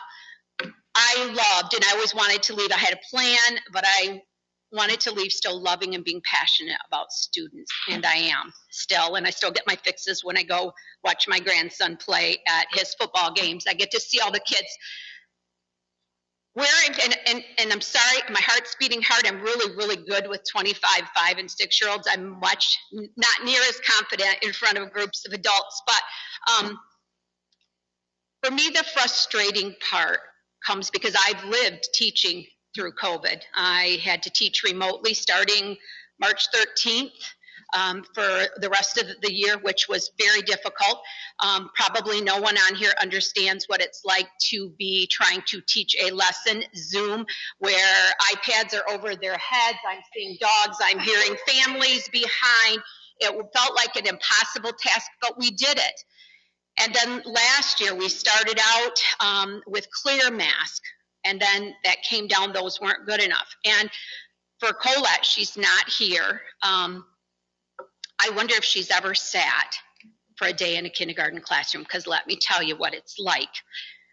Rarely out of my 22 students was the mask worn correctly, because they're 5, and they were constantly pulling them down. They were chewing on them. They were exchanged. They took them and put them on their table when they ate.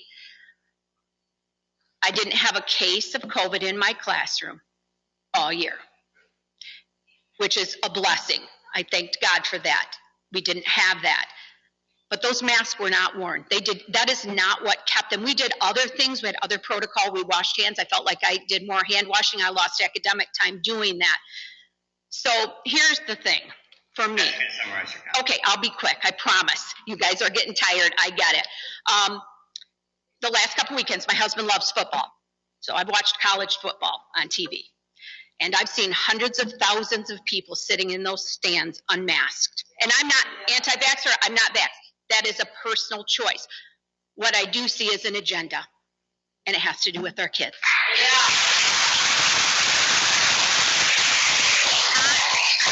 Okay. That's not okay. The next thing is going to be to go to school, they have to have the vaccine. Those are personal choices that families have to make, plain and simple. So when I hear that we're in a terrible situation in Berry County, and I taught at Delton, and there are 4 cases, and I think about, as a teacher, I want you to think of as a board, or present this question to Colette, and I'll be really fast, I'm sorry. That is, if I took all of my 22 students last year and lumped them together and taught them all exactly the same way, which I would be doing them a disservice. I meet every child academically where they're at. Shouldn't the board or whoever is in charge of that maybe look at Delton Kellogg School and say, gosh, there's only 4 cases in Delton out of 1,100 students. That really doesn't require. What they're doing is working. Each school should be looked at individually. I ask you to stand up for our kids. I ask you to stand up for the rights of the American people. Thank you.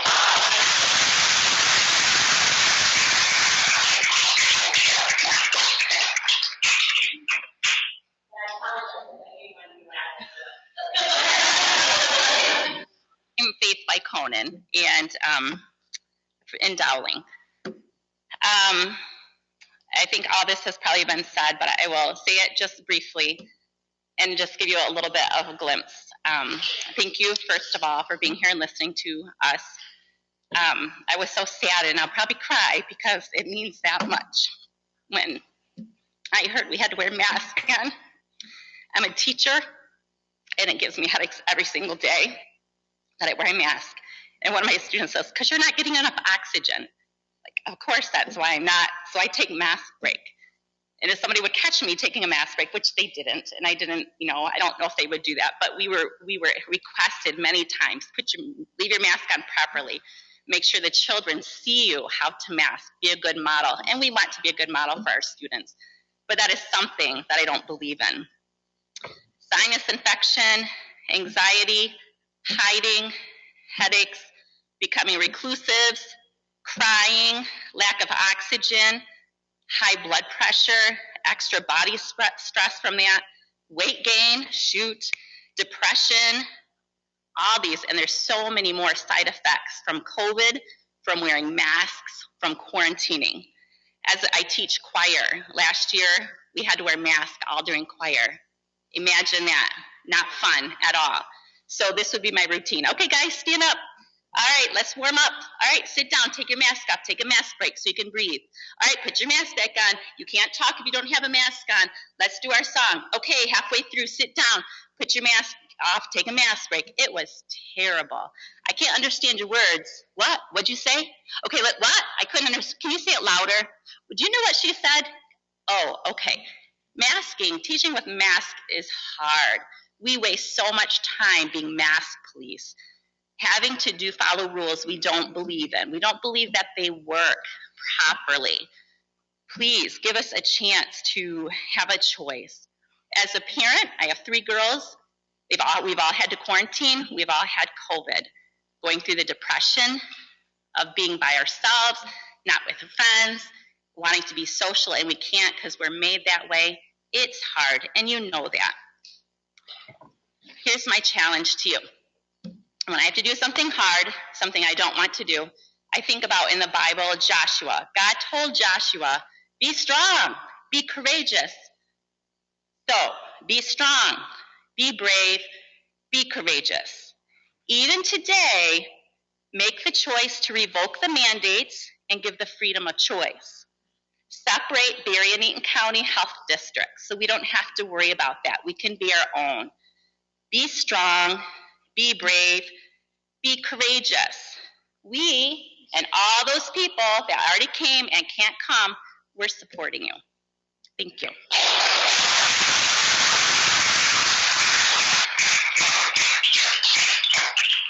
Guys, my name is Mike Hamp. I wasn't going to talk because my anger and frustration has been showing.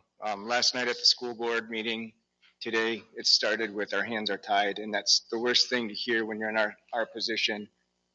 Since you guys have heard the amazing amount of support that this community has and that you guys have, I want to challenge anyone who still thinks your hands are tied to please just step away. We need people up here fighting for us. I'm not going to talk masks, vaccines, all that stuff. I have a very sound spot where I stand. I'm not going to argue any of that stuff, but you guys are our fighting chance right now, and we need you guys to please just step up. When you go home, this could very easily be brushed against under the rug and we forget about this, but I challenge you guys, each one of you guys, to take this position serious and realize this is just a small portion of what our community has to offer, and we have so many more voices that we could spend all day doing this.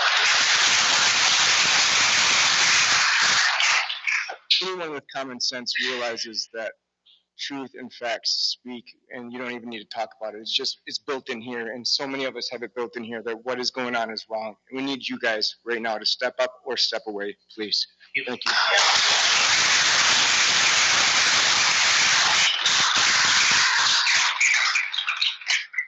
Thank you for your comments.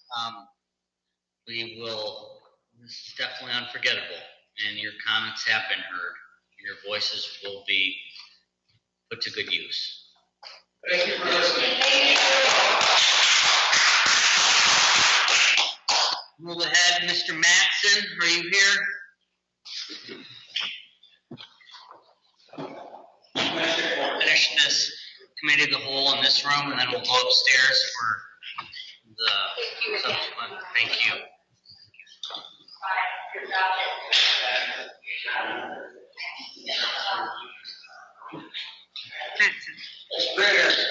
Peter got the score by now. So what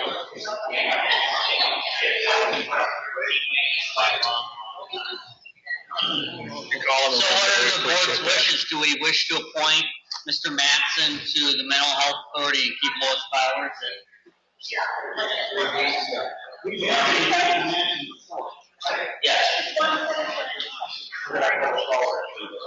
Yeah, she wants to be reappointed. Right. Don is having surgery. Oh, Don, okay. Yes. So you want to make a motion, Lou? I want to ask you a question. What was the meeting?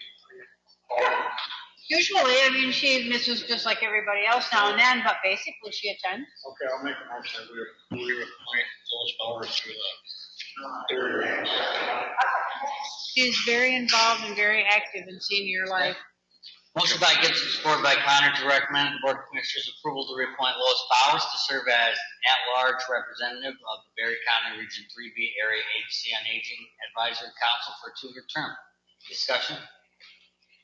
Hearing none, all those in favor say aye. Aye. Opposed, nay. Motion carries. I don't have the motion for the health. Chair to entertain. Interview Mr. Manson before everybody can make a motion. Motion by Smelter, supported by Getty, to appoint Maureen Matson for a partial term on the Berry County Mental Health Authority. Is there discussion? Hearing none, all those in favor say aye. Aye. Opposed, nay. I'd like to make a motion that we approve the Region 3 Area Agency on Aging Annual Implementation Plan. Second? Motion by Gibson, supported by Connor, to recommend the Board of Commissioners approval of 2022 Annual Implementation Plan AIP for Region 3B Area Agency on Aging, DBA Carewell Services Southwest. Is there discussion?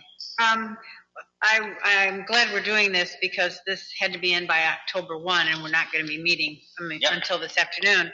But this is the third year of a 3-year plan. There are very little changes. So, I mean, it's just a continuation of a plan that's been in effect, but it has to be approved every year. Any further discussion? Hearing none, all those in favor say aye. Aye. Opposed, nay. Motion carries. We've reached the end of our agenda. Is there further public comment? Gary.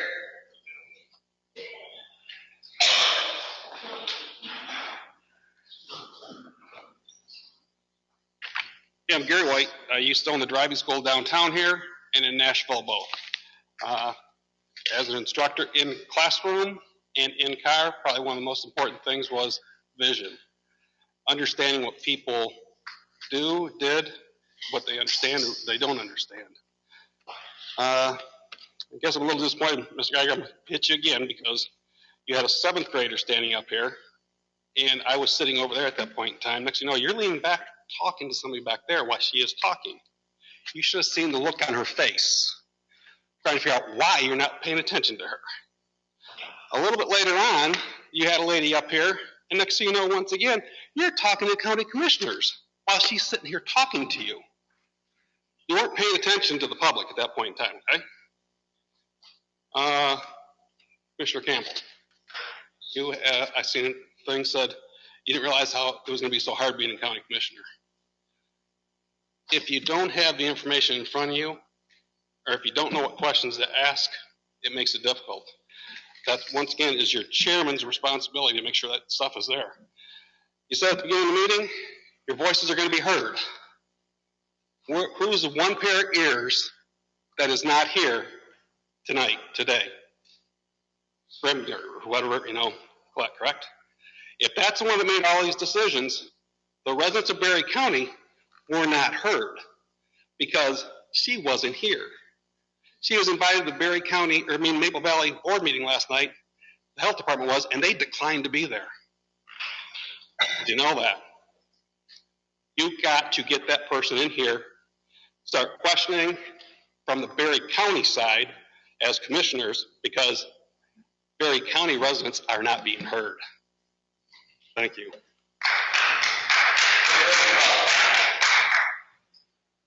Hearing none, without objection, we're adjourned. We'll reconvene the Board of Commissioners meeting in 15 minutes upstairs. That's my question.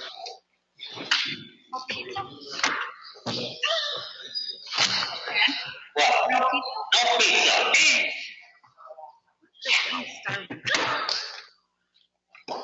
I was coming from the meeting. Yeah.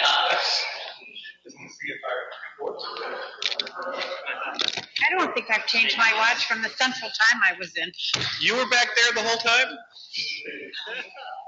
They let you in? Oops, sorry, David.